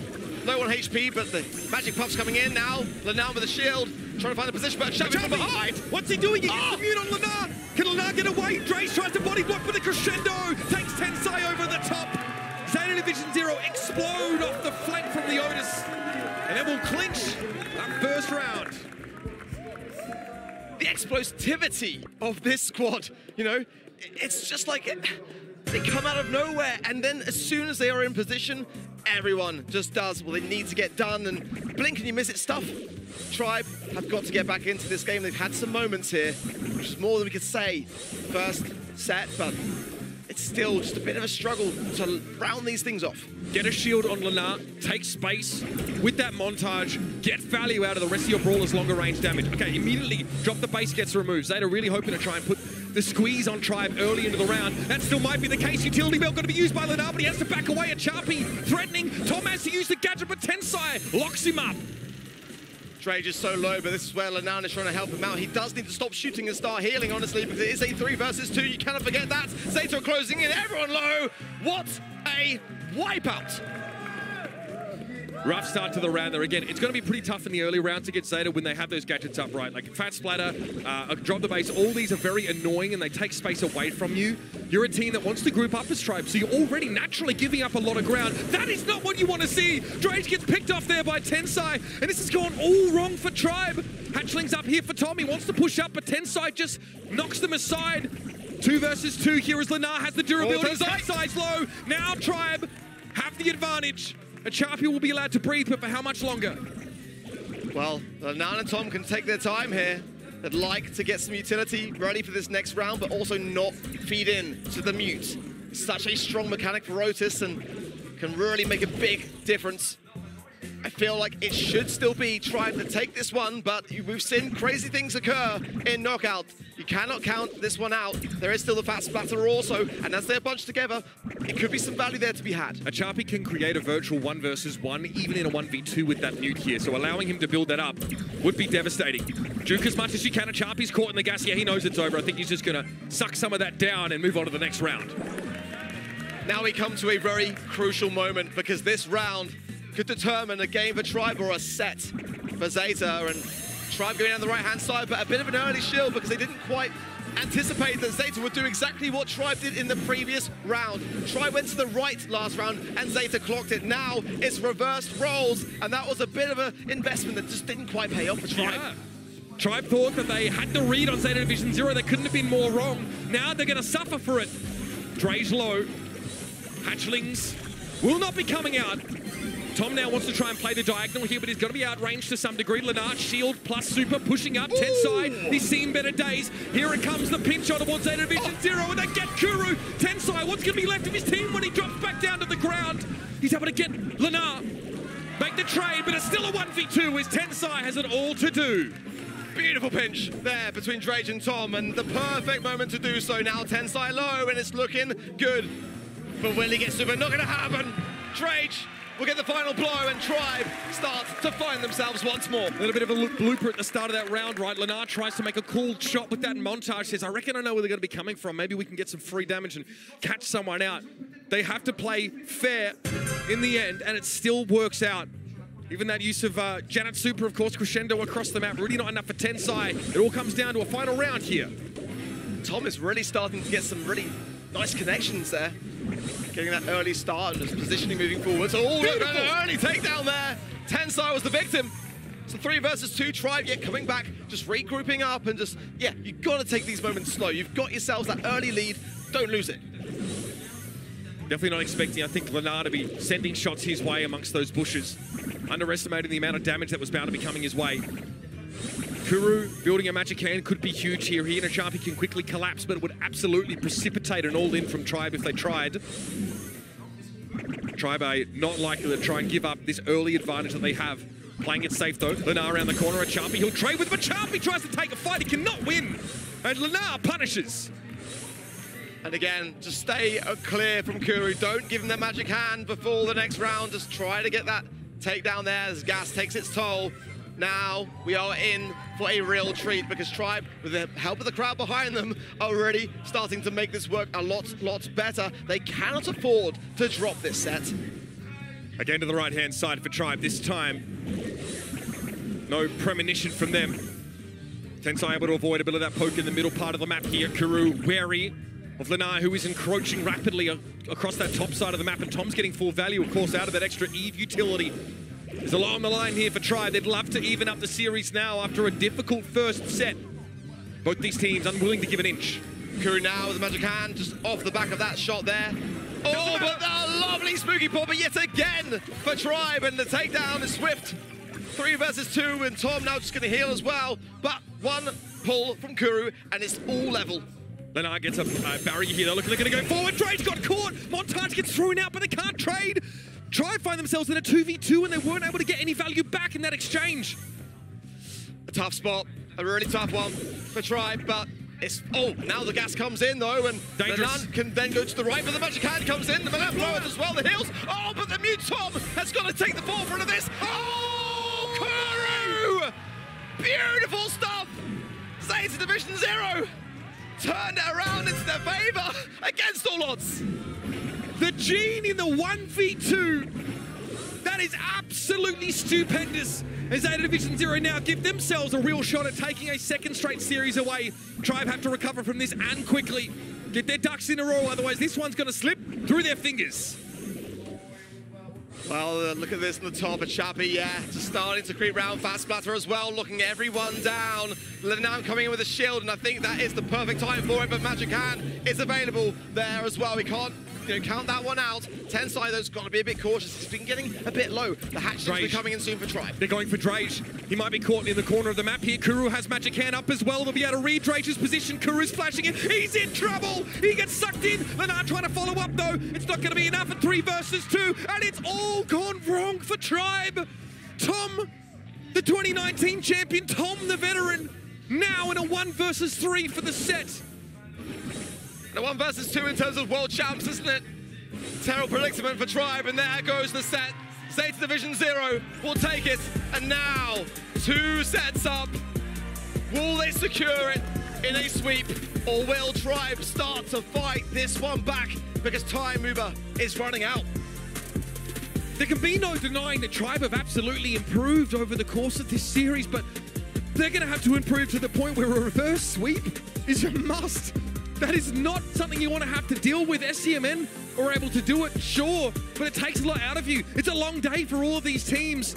And my God, Kuru in that 1v2, that for me, that's the backbreaker. It's such a terrible thing to have to look back on later when you can just see how close you really came to it, isn't it?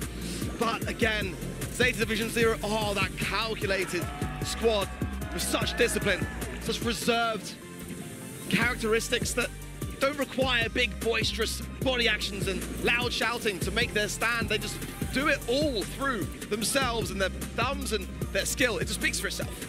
Zeta Division 0 looking across at the bracket of their sister team, having already advanced. Here's that moment. The mute, of course, the posthumous mute coming out from Zeta 0 as it was a Charpy to connect that one, is what allows Kuru to get the 1v2. Stunning stuff. Here are the stats as they stand. Both teams really competitive. I thought Drage looked very, very good on the Gus ride. It's very hard to predict just how much burst you risk taking. If you're about to get hit by that 4th shot, Kooky Popper comes in, all of a sudden you're taking twice the damage you thought you'd be. Yeah, it's a brawler which we've seen a lot in the East Asia region, and Drage really just showing us how much value you can obtain from it.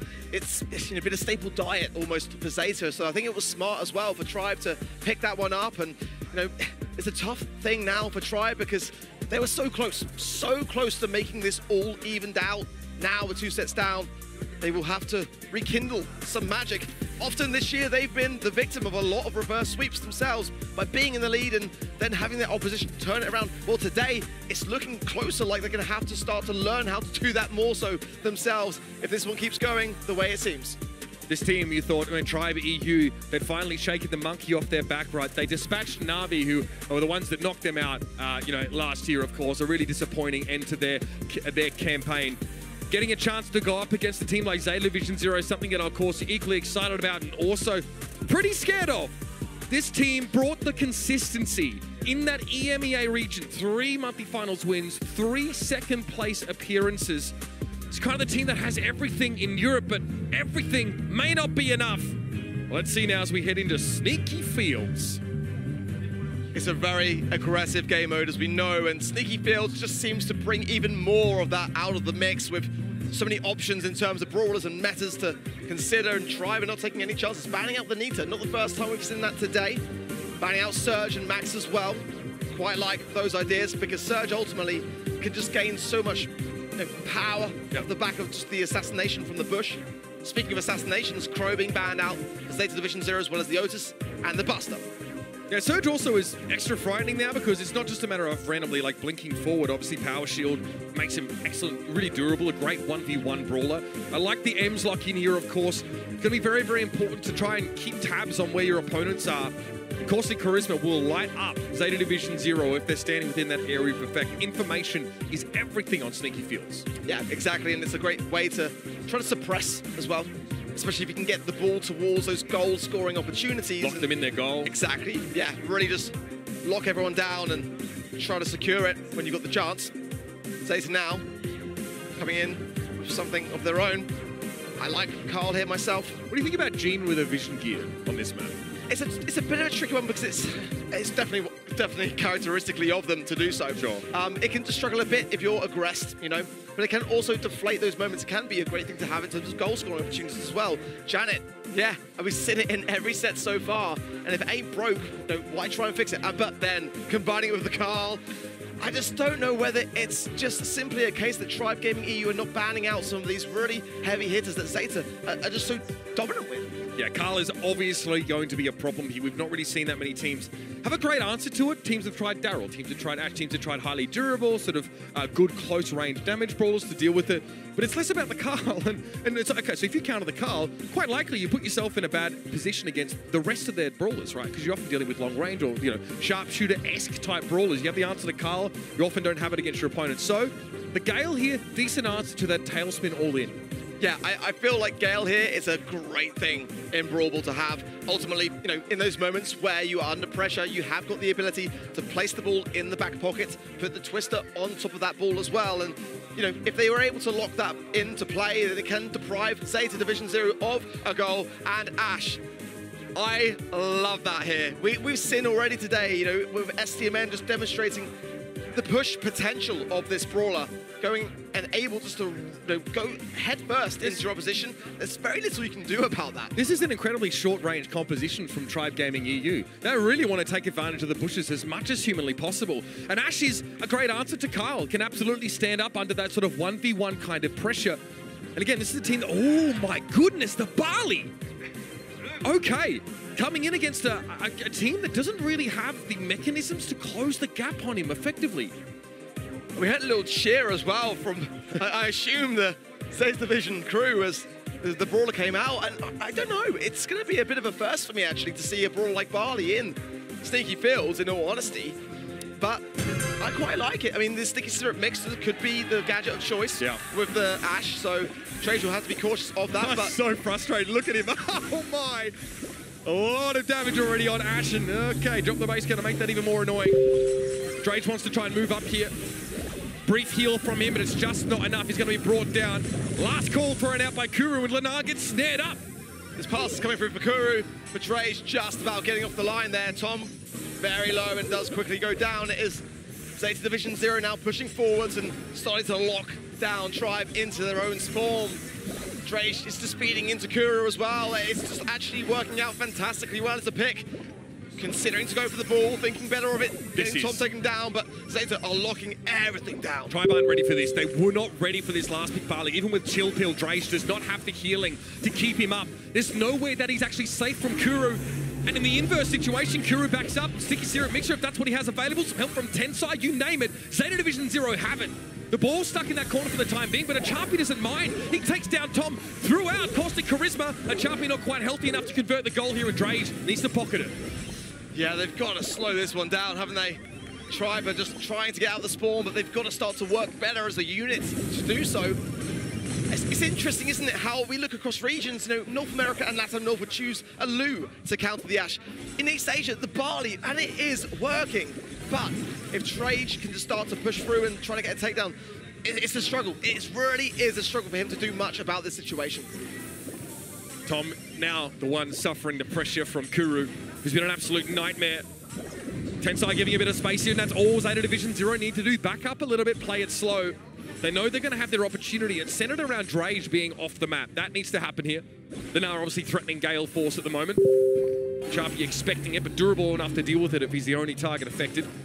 Drop the base again means that Drage cannot sneak up through that bush. They're always keeping tabs on this Ash. But it must feel like playing with one hand behind your back. He just hasn't been able to get into the position where he can start to thrive. Zeta Division 0 know that if they were to do that, they'd leave an open door that Tribe would surely be walking through, but I think it's a wise call just to leave the ball for now. They've just got to survive this one, get into an overtime scenario and try to make something of it there. Not a terrible move. Tribe first want to try and clear the way. Double Gale Force connection from Lenar. A second super use there, but he's caught in the corner. Overtime comes up at an opportune moment as Lenar's able to pick himself up and walk on away. Tom recovers the ball here. Tensai definitely able to stay out of the range of that gas. But there it is, Lenar's able to pressure him down. Drage wants to move up the map here. Achapi and Kuru into defense. Drage is healthy. He wants to try and he slots it in the bottom left. What a finish! Imagine that. You're pretty much absent for the entire game, and then you come in to score the most important moment. What a time to capitalize for Tribe, and against all odds, I didn't see that one coming. There's no margin of error here for Tribe Gaming. They have to win this set. There's no more freebies left. And the strategy was perfect. Wait it out, suffer the punishment, the pain, and then deliver it tenfold. Gonna have to make a repeat of that, and now Zeta Division Zero, they're wise to these shenanigans. Maybe they push a bit harder now. Chappie has got the flying hook, remember, as well, and everyone's starting to line up. We would surely get a lot of value for it. Didn't choose to go for it. Tensai taking the skies now to just try to get everyone whittled down a little bit lower. Kuru little alone, juking around this wonderfully there as Tom's trying to find him out. Oh, Sticky Syrup Mixer coming down as well. He's still going. Kuru can't be stopped. Another last call available here. Dre's trying to use that speed gear as well as possible through these bushes. Still going to get pressure down. Achapi keeping tabs on him. He's gone as well. Twister using that corner to make it so Zeta cannot capitalize on their map control yet. But Tribe are getting taken down one by one out of sport. I can't wait to see some of the stats of this game because the amount of damage output for this one as Zeta just continue to cycle in all the time, raining down damage and just whittling away at the HP. Drake, yeah, going to tick away down to 519 HP and somehow still going there, but how much longer can Tribe keep this up? If they're going to go with the same strategies the last game, they've got to take this to overtime again. Yes, it's going to be exhausting. It's going to be another minute straight of dodging and weaving, ducking, diving, and dodging. That's a lot of these back to back. Tribe, I mean, coming in, they need a W. They've got to start to get some aggression. They've got to get their utility ready. If it is the overtime play which they need, is more often than not, it's just Zeta all over. Raining it down. Drage in a good spot now, but again, just keeping the ball back. No sticky syrup mixes left for Kuru now. Drage has a window and opportunity to start to close the gap. Not on this live, though, as Kuru just serves him one up in person. That's nasty stuff. Lenar's going to be forced to back away again. Remember, that ball has not left the back corner. That's part of the plan here for Tribe. Lenan going down there. He does need to be in the mix for a twister. They've got 20 seconds to utilize it. You can get that bang on top of the ball, but it is a much harder thing to do. Now 15 seconds. This was the moment that Tribe sprung into action last time. Are they going to start to spring into action this time? They're getting some good positioning power, but the ball is still back. Nice double stun. What an opener there from Lenar. And yes, Achapi tries to move up. This will at least guarantee Tribe a chance to get the ball and start to move it up the map here. The big question is, does Lightning strike twice? Can Tribe get away with this again? Tensai now will be healing, as he'd love to be able to really help his team with this range and also going into the Chappie. Beautiful takedown. Drage keeping his HP, juking wonderfully. If he closes in enough for a shot, no. He went for the super and thought better of it. Yeah, gets taken down there. Little Helper's not getting any value either. Gale Force here for Lenar, but there's no architecture to knock people into. 30 seconds left here. Caustic Charisma an option for Tom, but he's going to be outranged at every turn. 24 seconds left in the round. The tension's starting to reach fever pitch. It's only Drage now against 3. This Barley still pressuring him out in the open. Lenar thinking about recovering the ball here. Gale forced to buy himself a little bit of room. There's 12 seconds left in the round and he's lost the ball. Here comes Achapi. Oh! Super shot, no connection. Kuru gets it there though. How has he got that in? And this time around, Tribe's bag of tricks ends up being empty. How do Zeta find these angles? It's just like they're building up blocks where there aren't any. It's like it's incredible stuff. And you can just see there, Nat from Tribe and John as well, and everyone on the edge of their seats. But it is dwindling. This will come down to this next game. Tribe for a set. Zeta Division 0 for it all. Tribe have been counterpicked. There's no two ways about it. So now they need to hope their mechanics, their game sense can carry them through, but that is a big ask. And Kuru, it's a special delivery! One serving of goal for Zeta Division 0. They are moments away from moving up to the semis. Maximum pressure now, and it's a big mountain to climb. The full reverse sweep and the goals on top of it that Tribe are going to need to stay alive this year. Or they'll be going home. Drage clears up the left-hand side. This is the best approach we've seen so far in the game for Tribe, pushing forwards. Tom with some great connections, but Chappie is the last man standing. He's going. Oh! Drage there, ready to receive. 3 versus 1. Kuru going to be forced back into goal, and Tom slots it. This one ain't over yet. What a response. It took a while to get there, but now Tribe realize that they just cannot sit back any longer. They've got to start to play Zeta Division 0 at their own game. What caustic, beautiful value for Tom. And Chappie, oh, the friend zone as well, knocks him back. Drake's still going. Drake is healthy enough, took a chill pill, now looking to move up, but drop the base could be an issue. Lenar! It's Lenar to keep to 1 in the European hope. Let's to fight another set. The reactions of the crowd are just something else, aren't they? You can see it in their eyes and how much it means to them. But on the stage, nothing less than composure as they realize it's starting to gain some momentum here for them. But, you know, Zeta Division 0 are keeping them under such scrutiny. It really is a question of survival. This was a great moment from Drage. 2 versus 1, and he just slots it right into the perfect moment there in that corner pocket. Well, this is an oft overlooked part of Brawl Stars here, especially with the pick and ban phase now. That if you lose that phase, if you get countered, you still need to try to find a way to win. You don't get to switch up your composition. Now, painful goal there from Kuru. You can see Tribe really on the edge of their seats here. Just an incredible finish. This one was a walk-in. This is when we thought it might all be over. The equalizer was huge. Finally, Tribe showing some of that aggression, showing they actually had the damage needed to win it. See, us, we're very much involved as well. Look at the gale force to knock Kuru back to make it impossible for him to save it. These stats are disgusting. Tribe had zero business winning this set. I mean, I did say that coming into that game, I already was looking forward to seeing how this was going to fare. 21 takedowns for Tensei, 11 for Kuru. I mean, put everything that Tribe dished out together and compare it. It's mind-boggling that they were able to get that win. Whew. A chance to breathe here, of course, and for Tribe to try and reconvene around their next draft. They survived Brawl Ball, yes, but only barely. And there's much more series to be played. Zeta Division 0 are still poised to make their way into the semi-finals. Tribe are going to have to dig deep. I've got to say as well, looking back at the replay, that beautiful pass through, just like got the perfect pass angle off the back of the wall to their teammate on the side of Zeta. It was just wonderful stuff. But as we go now into Hard Rock Mine, the pressure is not off of Tribe at all. They've got to win this set. There is nothing left to say. If they lose this set, they are out. Tom with the early draft coming in with Stu. The bans were Squeak, Buzz, and Crow. On the side of Zeta Division 0, banning out the Otis, the Ruffs, and the Buster. Tribe Gaming now looking definitely to their coaching staff to give them smooth sailing through this pick and ban phase. Hard Rock Mine, an absolute classic, ladies and gentlemen. What a game to potentially take us either to match point or see Zeta Division 0 advance. Stu here for Tom. Pretty annoying to get rid of that speed zone based on the architecture of the map, but Max brings some acceleration of her own. It's no 8-bit ban, and Tribe do love to play it in mid here. I've got to feel like that one should be coming up. Rico's open. Yeah, Rico lane as well. I mean, that would be the icing on the cake, really, wouldn't it, for Tribe? And it is going to be the 8-bit. I wonder whether it be the Rico too. We know that Zeta Division 0 would love to, yeah, I mean, love this. Yeah, I really do. So all these deployables are going to be really hard to destroy, just based on the way the map's structured.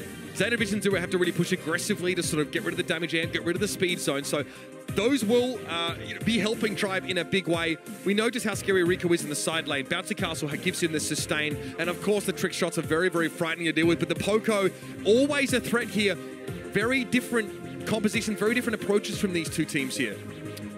Everyone always sleeps on Poco, but Zeta Division do not. I've seen them play in scrims a great deal, and we've seen just the effectiveness, haven't we, of Max in Gem Grab. I mean, it was Chazbat Gaming EU that just demonstrated how much you can just turn a game that's completely against you on his side and, you know, gain those gems and speed out. There's literally nothing you can do. So I feel like for Tribe, they're going to be very, very cautious to not fall into that trap. Protective Tunes has been huge, right? That invulnerability window is very important for anyone benefiting from that Poco gadget. And then Screeching Solar can really nail you through some of these walls. I wonder what Lemar... All right, looking to set up on this left-hand side, maybe, yeah, get some value out of the damage amplifier. Kuru is low. Tom's trying to punish him. And he goes down. Tensai picks up that free gem. Now looking to walk on away. Everyone running that speed gear except for Tom. He's running the vision gear as well. One singular Rico bounce, and that's going to really help him out a lot. Dre's just thinking about shooting and going to take a little bit of a Screeching Solar there as well. Chappie's getting to a dangerous position here. Dre's going to have to be very, very cautious, placing pressure on the Tensai as well. Kuru goes down. Tom now able to advance onto him, and he's got to be ready Bouncy Castle for healing, but Tensai's in a tough spot there. Absolutely. Keep an eye on Lenar, by the way. He has breakthrough, not speed zone here. So when he wants to go aggressive, he can crash through these walls and try and wrest the gems away from someone like Tensai if they're not ready for it. Here comes Kuru pushing up. Tensai also going to be there. Drage has to use the cheat cards, and he just gets out alive. Fighting Tom, pretty scary prospect. He had the bouncy castle up, that forced Zeta Division 0 away. But Tensai eventually gets rid of him. Lenar and Drage pushed back, couldn't do anything about it. Breakthrough attempted to be used there, but a Chapi stays him off with the salty barrel. Connection there from Tom wasn't really there. He would like to have got far more of it, and Kuru with the pickup is going to leave Drage and Lenar alone to push this, and Drage is such a slow and sluggish brawler without that damage booster down. It's realistically only going to be Lenar for a reset here, and he's nowhere near the situation with a 2 versus 1. It's just simply not going to happen. Face shift for days, and Tensai is safe and sound. Zeta Division 0 move on to match points. Tom could not get himself out of the bottom left part of the map to help with that retake, and frankly, Tensai was untouched for the majority of that round. He was forced back for a time by Tom on the right-hand side. Lenar needs to be able to connect with this Stu. He needs to be able to get to his targets. He's not called an assassin for nothing. It's now or never. Here we go. A much better start. Lenar really owning that right-hand side lane and putting immediate pressure onto the left as Drage and Tom just working to get that pinch, but Drage would need to get that damage booster down. He's going to have any chance of being able to contest the mid and cheat cartridge out if needed. Good taps there from him. Lenar waiting his timer. Tommy's here we go. A little bit more here. Good pressure on Kuru, screeching solo used there. Lenar able to withstand for the time being. Let's go for Tensai. It's going to send Kuru careening on a collision course with Drage, who tries to use the cheat cartridge to get away. They're coming for him. Drage can't get back. Kuru finds his mark. Tom will try and ward him away, but Kuru seems largely unperturbed. He'll drop his gems in enemy territory, though. Lenar wants to go aggressive, but he can't catch Tensai. And Chapi playing a great bodyguard here.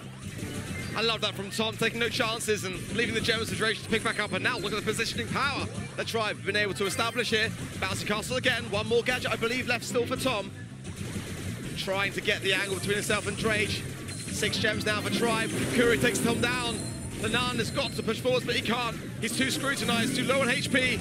And the tuning ball coming in from Kuru, keep Tensai going in the mid. Let's go, ready for Zeta. 6-6 in gems, a couple more spawning in the middle, but Tensai doesn't need to worry about them for the time being. Lenar gets cut down by Kuru. Tom trying to dodge away from these turret shots. And Drage has to set up a very defensive damage booster. Lenar goes in, pressure on Kuru, he has the crescendo up. And of course, going to go for a gadget pop. Drage doesn't expect it. Kuru sends him flying. And Tom has to look on. Tom's just trying to race Tensai to the other end of the map. Tensai realizes he can't hide any spawn. 10 seconds remain. Try and have to do something now. Drage goes down. It's just Lenar and Tom, and it's going to be a takedown. Tensai, nothing left. 3 seconds. It's not going to be enough for Tribe Gaming EU as Zeta Division 0 move on to the semi-finals.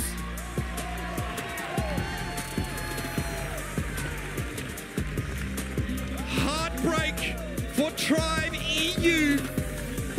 Drage with his head in his hands for a moment there. His first sort of full year, I guess, on a professional Brawl Stars roster, and he'd hoped for so much more. Such a valiant fight against Zeta 0. This team have looked frightening every match they've played so far, and they almost had this over in 3. The Heroics of Tribe kept them in it, but Heroics just aren't going to cut it against the team of this kind of caliber. That's 2 for 2 on Zeta Division rosters in the semis. I mean, every month this year, it's come down to Zeta Division 0 and Zeta Division 1. It would be fitting for it to happen on the world stage as well. I'm just going to throw that one out there early, but maybe getting ahead of ourselves. But this is the first step forwards and a big leap for Zeta Division 0, as again yesterday, arguably looking a bit weaker today, ironing out some of those issues and looking very, very dominant. We're running low on European hopes here. Ark, it's been a tough day at the office for the EMEA region.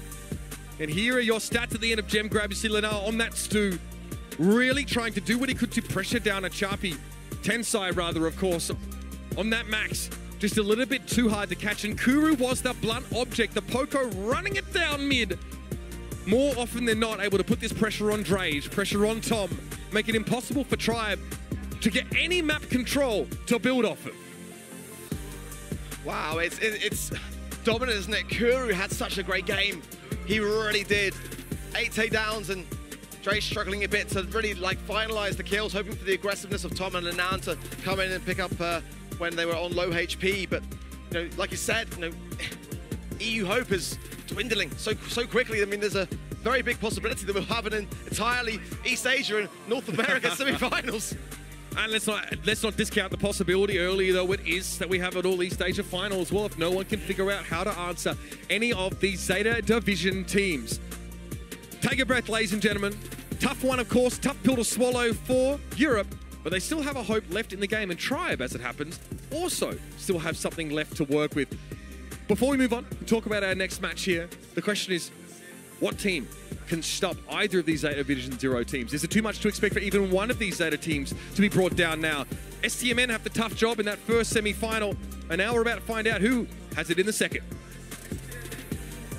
Well, Tribe Gaming NA, SK Gaming. I mean, this is deja vu a little bit here. Two of the Titans. It's such an enjoyable one to watch every time. Tell us about this rivalry a bit more. We got to flesh this out, because when I looked at Zulan's had this intense stare on his face all day. He's like, man, we will not lose this game. Yeah, he was asking us what our predictions were, and we were honest, but at the same time, you know, go back to 2021, in that World Finals, the first round, it was Tribe Gaming NA versus SK Gaming. Okay, to be fair, a slightly different roster. Back then, it was Semantic with their Jetton as well as Skyrex. So we got to bear that in mind, but it was one of the biggest upsets. It was the first match, and no one could believe it. But now, this year, with MSI, you know, we saw it, didn't we? It was such an emotional roller coaster for both teams. And Tribe, you know, had to try to muster something up in the fifth and final set, which they couldn't, which meant that SK Gaming went into the grand finals to face Zeta Division 1. That's right, and now, of course, let's have a look at the journey so far from Tribe, because I think we really want to set the stage here. Again, it's a rivalry being renewed. SK striking the most recent blow, I guess you could say. We saw Tribe go up against a Na'Vi that didn't look themselves. I think that's like the safest way to put it. MMA obviously showing up there. Well, we previously didn't see a slightly different look at that roster. Still a lot of energy for Tribe, because it was important for them to sort of, you know, get rid of this Na'Vi team who looked threatening on paper. Yeah, they looked very, very strong. There's no doubt about it. And many teams were saying just how strong Navi were looking and how much expectations they had of that particular team. But Tribe Gaming NA just made it look very straightforward, very composed, very cautious, but some smart drafts. I did love this Sprout draft in Dueling Beetles. There was just no wall break on the side of Navi, and in that respect, they just maybe overestimated their draft a little bit. It was such a close one. Yeah, I mean, Na'Vi not really able to do anything to approach. We saw MMA on that Crow pick. We knew what the idea he was going for, but he never had sidelines. Let's move across and talk about Tribe's opponents in this matchup, SK Gaming. Look, I think they draw probably, you know, on paper the weakest team here at the Brawl Stars World Finals. Look, I don't think that's being insulting. Raconic had so many issues in order to just even be here in the first place, right? So it was great to see them representing here. SK didn't really go easy on them, at all. Yeah, not at all. We just saw the same aggressiveness on stage that SK Gaming is so known for. Again, louder than the arena, more often than not. But the question for me is, like, were they tested enough? You know, because we saw Tribe against a team that had a great reputation in the EMEA region. So coming into this one, they're going to have to really go back and remind themselves that this is Tribe Gaming NA that they are facing. Yeah, it's a question, right, for SK. Like, how much of a warm-up did that matchup sort of function as? Yes, they can get acclimated to being on stage and sort of, you know, Semantic was still screeching his head off, by the way, and one player on the other side of the field. But again, that's him, that's his energy. You know, don't take anything away from him. But for Tribe here, I know there's a lot on the line. There's a score to be settled, a grudge, and they'd love to be the one that could take a tilt at Zeta Division in that semi-final. I can't wait to bring them out here. The energy is really starting to fill the room, so let's not waste any time. Let's go meet our first team in this match. Et on est là, il y a beaucoup de bruit quand même dans la scène. Est-ce qu'on est toujours chaud? Ça s'arrête pas, on est toujours là. Encore un match de ce premier round avant d'avancer dans les demi-finales. Et je crois qu'on va la faire comme tout à l'heure parce qu'il y a beaucoup de supporters en anglais. On va la faire en anglais celle-là. Encore une fois, one tribe fell, one tribe remain. Are we ready for the second one? Tribe Gaming NA!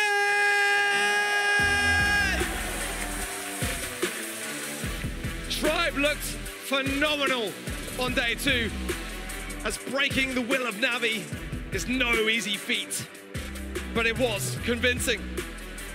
Zulanas, Livy, Tyrant and Corey have excelled themselves this year, but this matchup doesn't come without its fair share of history and raw emotion.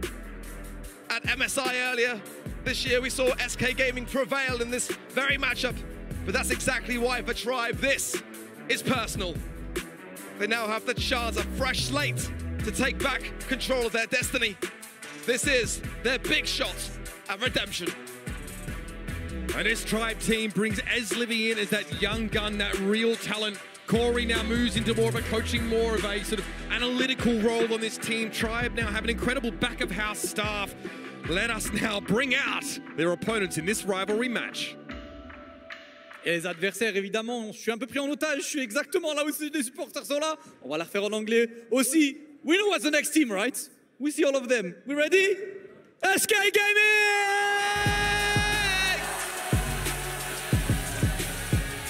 For SK Gaming, this matchup is their ultimate rivalry.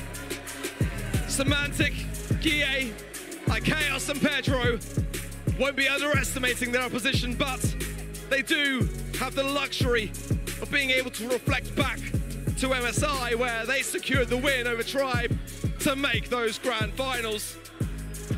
Historically, the World Finals haven't been kind to SK, but today they are looking to step out of that trend and show the whole world why they deserve to go all the way. SK Gaming is a name steeped in tradition, history, pride, and legend. So many incredible names have been under this banner flying, and this time it was Semantic to brandish it in front of the crowd and their foes. This SK Gaming squad have unmatched LAN experience as far as the rest of their region goes, but out here, it's all to be settled. They absolutely wanted to go up against a team like Tribe. He wanted to serve them up 2 consecutive L's. Don't forget, this SK Gaming team is a super team, right? You bring together the best teams in Europe, the SK Gaming of the day, AC Milan clash. You say, we want to create not just a Europe beater, we want to create a world beater. And across the Atlantic, their rivals pop up now, Tribe Gaming. This match has got everything. Yeah, this is the grudge match that we all wanted to see on the world stage. At MSI, it was SK Gaming that prevailed, but in this scenario, like I said, it's a clean sheet for Tribe to bring it around and remind us that they've still got exactly what it takes to go all the way here. So much history between these two teams, and again, with the amount of energy on the side of Tribe Gaming NA, combining that with the energy of SK Gaming, it's going to be nothing short of fireworks. SK Gaming are the last EMEA team remaining in the composition. The last hope of that European region. So proud. A big region for Brawl Stars, the biggest, in fact. And this is it. They fly the flag for that entire continent now against this Tribe team. Remember, SK Gaming are also looking ahead of this game. They're looking at Zeta Division 1 saying, we want that rematch too. We want all the rematches. That MSI lost that 5-set series. We want to run that back in 7 this time around. So it's crazy to say that SK Gaming aren't even looking at the top of the mountain across the stage. They're only halfway up, baby. But it would be, it would be reminiscent of what we saw at MSI if that were the case, and I, for one, can kind of see it. I mean, Tribe Gaming NA's, performance towards the end of the season, it did start to dwindle. It did start to close down just a little bit with some poor performances. September was a loss in the semi-finals. To Vatra. To Vatra, yeah. October in the quarters. Yeah. To Obey Alliance of all teams, who they've said sort of, hey, we actually have trouble with Obey Alliance. I mean, a team obviously not representing here, but one you should definitely check out if you want to look closer at the NA and LATAM North region. Here it is, Tribe Gaming NA versus SK Gaming. We've said it multiple times. It's a grudge match. There's a lot of history here, and we're about to watch that all simmer to the surface. Well, the poll was slightly in favor there of SK Gaming, but we saw it be in favor of Tribe Gaming EU in the previous series against Zeta Division 0, and we know how that one turned out. So the bans are in, and Tribe Gaming NA bringing in, or banning out the Janet, the Sprout, and the Basta. for SK Gaming, bounding out the Carl, which I think is a wise choice there, Penny and the Piper. It's the best map type for Tribe NA. They love their bounty. They like to play it slow, steady. They're methodical in their approach to this map. But SK Gaming have been often accused of the same thing. And bounty is their second best game type with a 61% win rate. The Tick, no surprise to see him an absolute staple. The kind of brawler you're not willing to use a ban slot on, but you'll more than happily scoop up if you get first pick. It could, though, encourage some aggression on the side of Tribe Gaming NA, something to try to overthrow it. It's great when you've got control and when you have your opposition on the ropes, but ultimately, if you're the one being pushed against that back wall, it's really tough to get out of it. Tribe gonna bring in Gene. The healing, of course, and the magic hand is such a game turner, especially in Bounty. It's a case of just choose the stars that you want to add to your collection, isn't it? To combine it, though, definitely some lane aggression is gonna be needed. But that's why I feel like Tribe banning out the Sprout is quite important here. They're really a bit out of position. They don't want to take the risk to have it played against them in the scenario, but I think range is going to be quite key. Brox, Bells, Piper's banned out here, so Ruff's going to come in as well for some early support. Just want to point out that Gene is Zulan's most played brawler this season. He's 8-2 on it. So really favors coming into sets like this one and snapping up that Gene straight away. You can see why many plays been made by many teams with that exact brawler. And the Ruffs is just incredible. This is very, very powerful. Again, really important to have some sort of wall break if you have a composition that wants to sort of take advantage of that. So that might inform the next pick here for Tribe Gaming NA. Ruff's just incredibly well-rounded brawler. SK are going to get to lock in two, one after another, and yeah, no surprise here. This Otis pick really favored by them. Gia loves that. Maybe Bonnie here as well, because SK would love to have something to really go into those moments of weakness. It's a big favored pick, and with the Ruffs on the side. It's a good Gear pick as well. Yeah. He wants to go there. Yeah. With the Ruffs as well, they can't really go in with the beat that they would normally like to take in, the sandbags. Rico, I mean, you know, it's SK. It's iKaos. I mean, if anyone can make that brawler work the hardest on layer cake, it's going to be him. All I think is Lola Penny Rico for this guy. Absolutely devastating brawler selection, so no shock to see Chaos pick that up on stage. You can see very reserved he is. He knows what kind of mountain they're going to be looking to climb. So this now makes sense, right? Maybe now we understand why there's some wall break getting used. It also is going to reduce the effectiveness of iKaos on that side lanes as we get later and later into the round. So I'm really interested to see how the wall break abilities are going to be used in general. When they come out, obviously, as Livy has the option to use that as part of a gadget, whereas for Ruffs, it's baked into the super. And having everything opened up for Zulan just to be able to really get his super back as quickly as possible. Absolutely. And land it. Got to land those supers. Quick early break from his Livy on the left-hand side. And here we go. The crowd is screaming in the background as Livy breaking up the mids there with the rocket fuel. That's the second one he's used just to allow some visibility there. I don't think Tribe are going to have trouble getting Zulan charged up here because SK Gaming are trotting across the field right now. Blue Star in the hands of Semantic. Gia making it hard to advance. Is Livy getting pressure down heavily? Fat splatter there as well to put the Brock out of commission for the time being. Tyra needs to be wary now as Semantic starts to encroach. They are getting pushed back just a little bit too much for my liking. And oh, that's good taps on Semantic. Ultimately, he is a real issue if he gets into that close proximity in the spawn side area, but iKaos has super as well. Tickhead coming out, taken down very, very quickly. Tribe know just how much that gear. Thickhead coming into play. They've got to be really communicative around that situation. SK back up almost to avoid trying to give Zulan too much charge, but he does have the hand now. This is such a classic way for this to play out. We're in under a minute and there's only one star to SK's name. And it's the only one that matters right now. There's the hand, that's the Blue Star. Semantic sent back packing. You got one chance, you've got to make it count, and Zulan got the connection. The support was there, but the time is now on the side of SK, and the momentum push towards the spawn. One singular takedown is all it will take, and iKaos, no more utility left on the gadgets. In fact, there's only just the one left, or a couple for Guille, but that is it. 20 seconds now. They've got to make a push. Magic Puff's keeping the top up good. Zulan has yet another magic hand. Tickhead's going to be taken down as it approaches. As Livy starting to threat towards the middle. Semantic again gets taken down. Uncharacteristic. And Gia just dodges the hand. But it doesn't matter. Tribe Gaming have the lead they were looking for. They'll take the first round. Yes. The amount of overwhelming support here for Tribe Gaming NA. But nonetheless, it is the first one. They've got to keep that level of consistency, as we know that SK are a team that when they are pushed into a corner, they really do bite back. An early fat splatter there for Semantic. Moving forwards then for the Blue Star and having that high ground, so important to have. So I absolutely understand why SK wants to really establish that early control. And we know that SK like to slow the game down, right? That's always been their trademark. But that's a real problem when you give Gene time to build up that magic hand and you aren't in position to try and get a trade or make up for that loss of stars. Zulan again, posturing aggressively here. He can't be far away from that. Look how low SK are. This is about to get ugly. Avert your eyes if you're squeamish, ladies and gentlemen. Oh, the connection as well to Zulan on the magic hand follows things up as well. I just felt that's going to be an absolute team wipe. I think actually SK Gaming got off a little bit scot-free, but it wasn't. They're lucky. Yeah. Just the 3 stars there really now separating these two teams. But this control has all been with Tribe Gaming. They've been dominating that side of this game, and SK have got to take some of this back, remove some of that control, and start to confirm some of these kills. Semantic's already gone through all of his fat splatters now, so forget about those.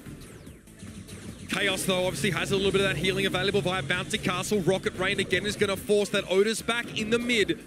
Gear dancing around those incendiary fields. As Livy giving him the hot foot now, but it's going to be Chaos going down. Semantic's in trouble as well. He might not realize it, but he bloody well should. Pressure from Tyrant here. Poke damage gets the job done. 8-1, and SK have almost no way of getting back outside of a full team wipe, and that doesn't look like it's happening anytime soon. It's happening again, isn't it? Tribe Gaming NA are just looking so good. I mean, how often do we ever see SK Gaming with 1 star in Bounty with 15 seconds remaining?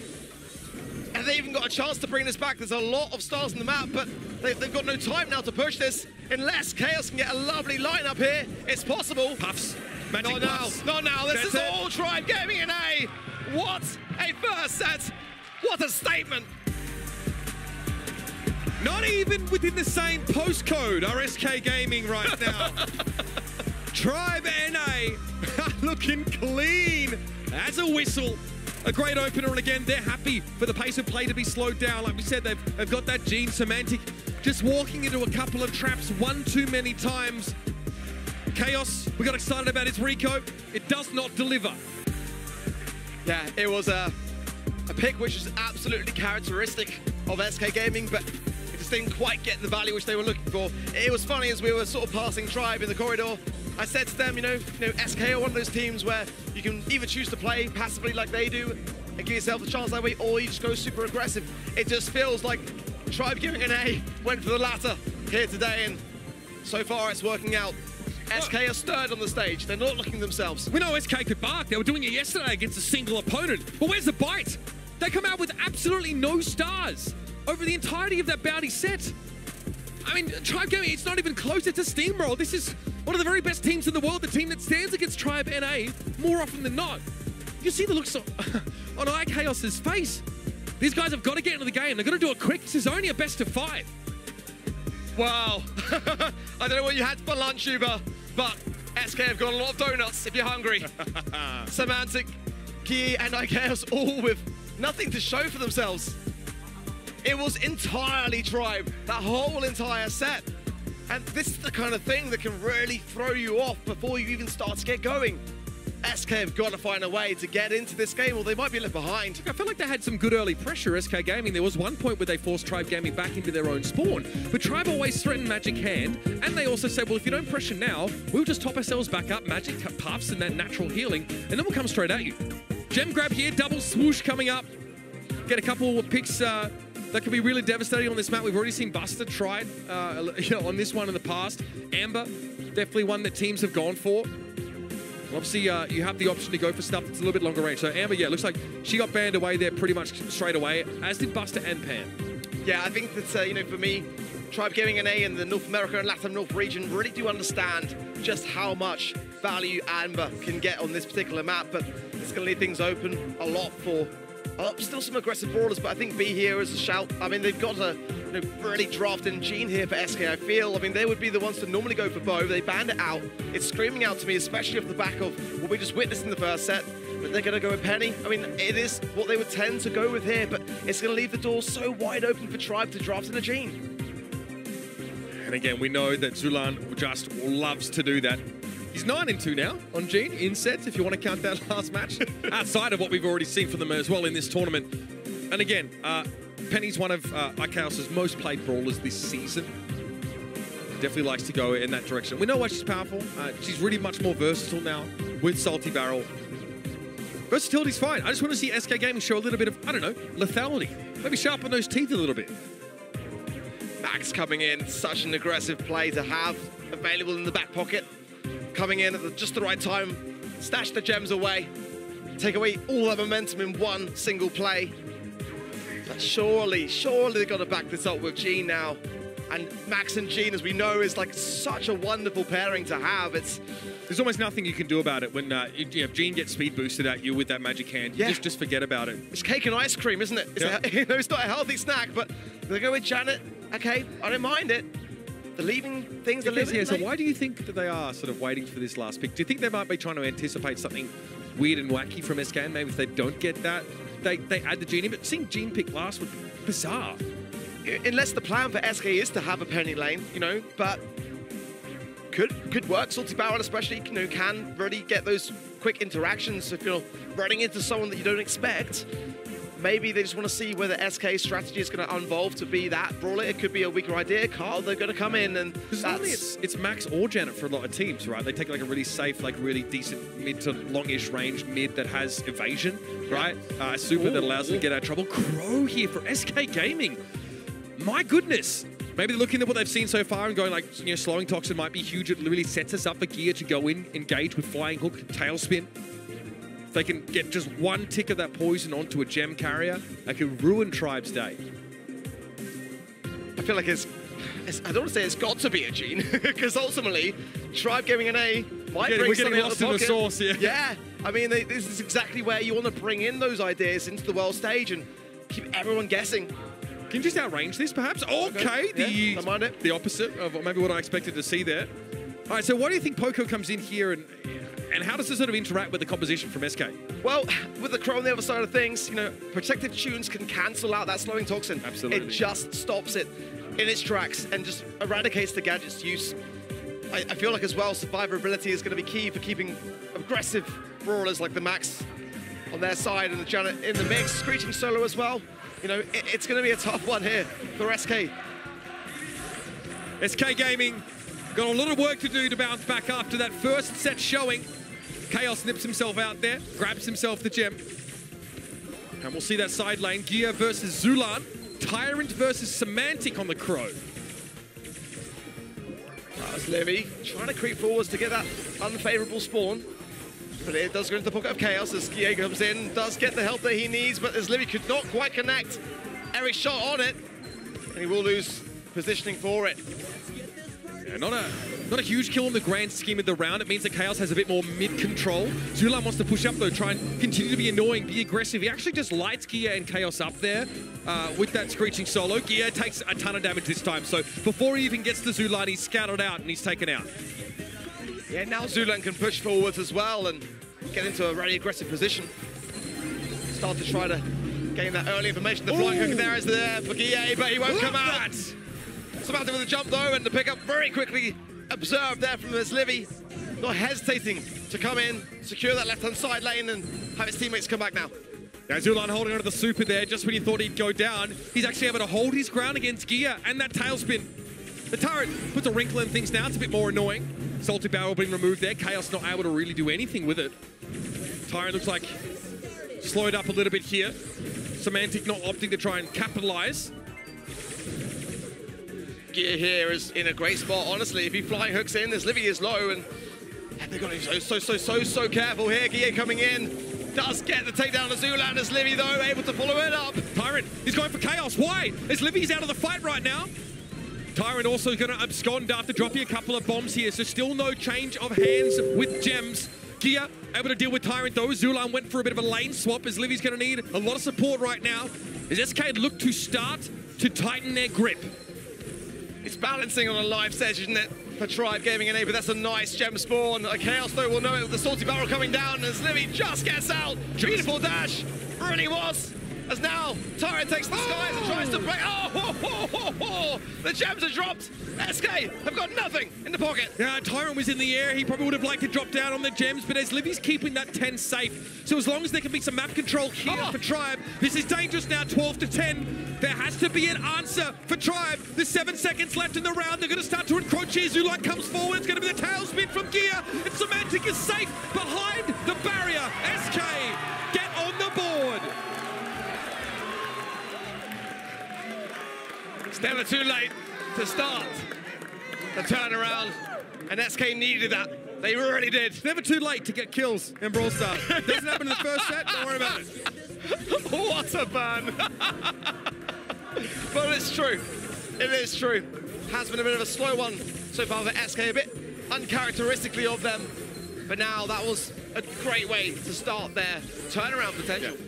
Look, Zulon can't really win this side lane matchup without A, help, or B, his super. If he doesn't have those and Gear's able to close the gap, look how quickly he's built up that tailspin. It's very, very bad for the Puerto Rican on this right side. You've got to remember as well that every time these two teams face off, it goes to the fifth and final set. Now we're starting to believe that that is truly possible, as it wasn't really the case in the previous one, as Livy be a bit cautious here on his HP and try to keep himself well out of the range. Gie too has still got gadgets to go in and cause a problem on Zulon, who wants to keep the heals coming in for his Livy, so if they can start to really eradicate him from the mix, they can start to really dominate even more. The early round here going to be predicated by the gem spawns. These teams just trading them, picking them up one after a Oh, nice from Tyrant again. Semantic tries to swoop on him, but Tyrant is ready to receive him as he lands. This allows his Livy actually to get that 2-gem lead, which is not insignificant. Now, if they trade gems one after another, it'll favor Tribe. They'll win the round as a result. As Livy, he's in trouble. Yeah, steamrolls him. He is forced apart with the gems right now, but Chaos can come back in and scoop them up. Tyrant is going in. It might be a suicide mission or a Hail Mary. We're about to find out. Semantic slow, swoops on it, sticks the landing. It's a perfect 10 from the judges as SK Gaming get to saunter off with 12 gems. This is the SK that we all know and love, starting to fight back, and I don't know whether there's enough time for this one, honestly, but Livy is going to give it his best. He does get the reset. The gems are dropped.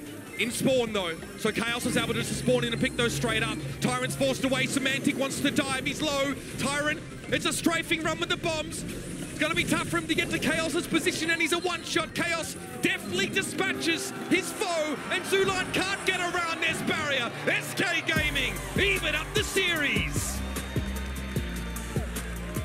And just like that, the arena and Semantic start the shout off. Smiles all round, and what a difference a set makes. Looking like a completely different team. I will say though, the same mindset, same approach as we saw in the first map. So both teams played pretty conservatively till towards the end of the round, right? That's when the risks start to be taken. Semantic doing well to collapse on towards that Janet a couple times, really get value out of the slowing toxin here. And again, Gear, always a threat. As soon as you catch it as Livy without the phase shifter available, those gems are getting spilt on the ground. Semantic almost breaking the desk.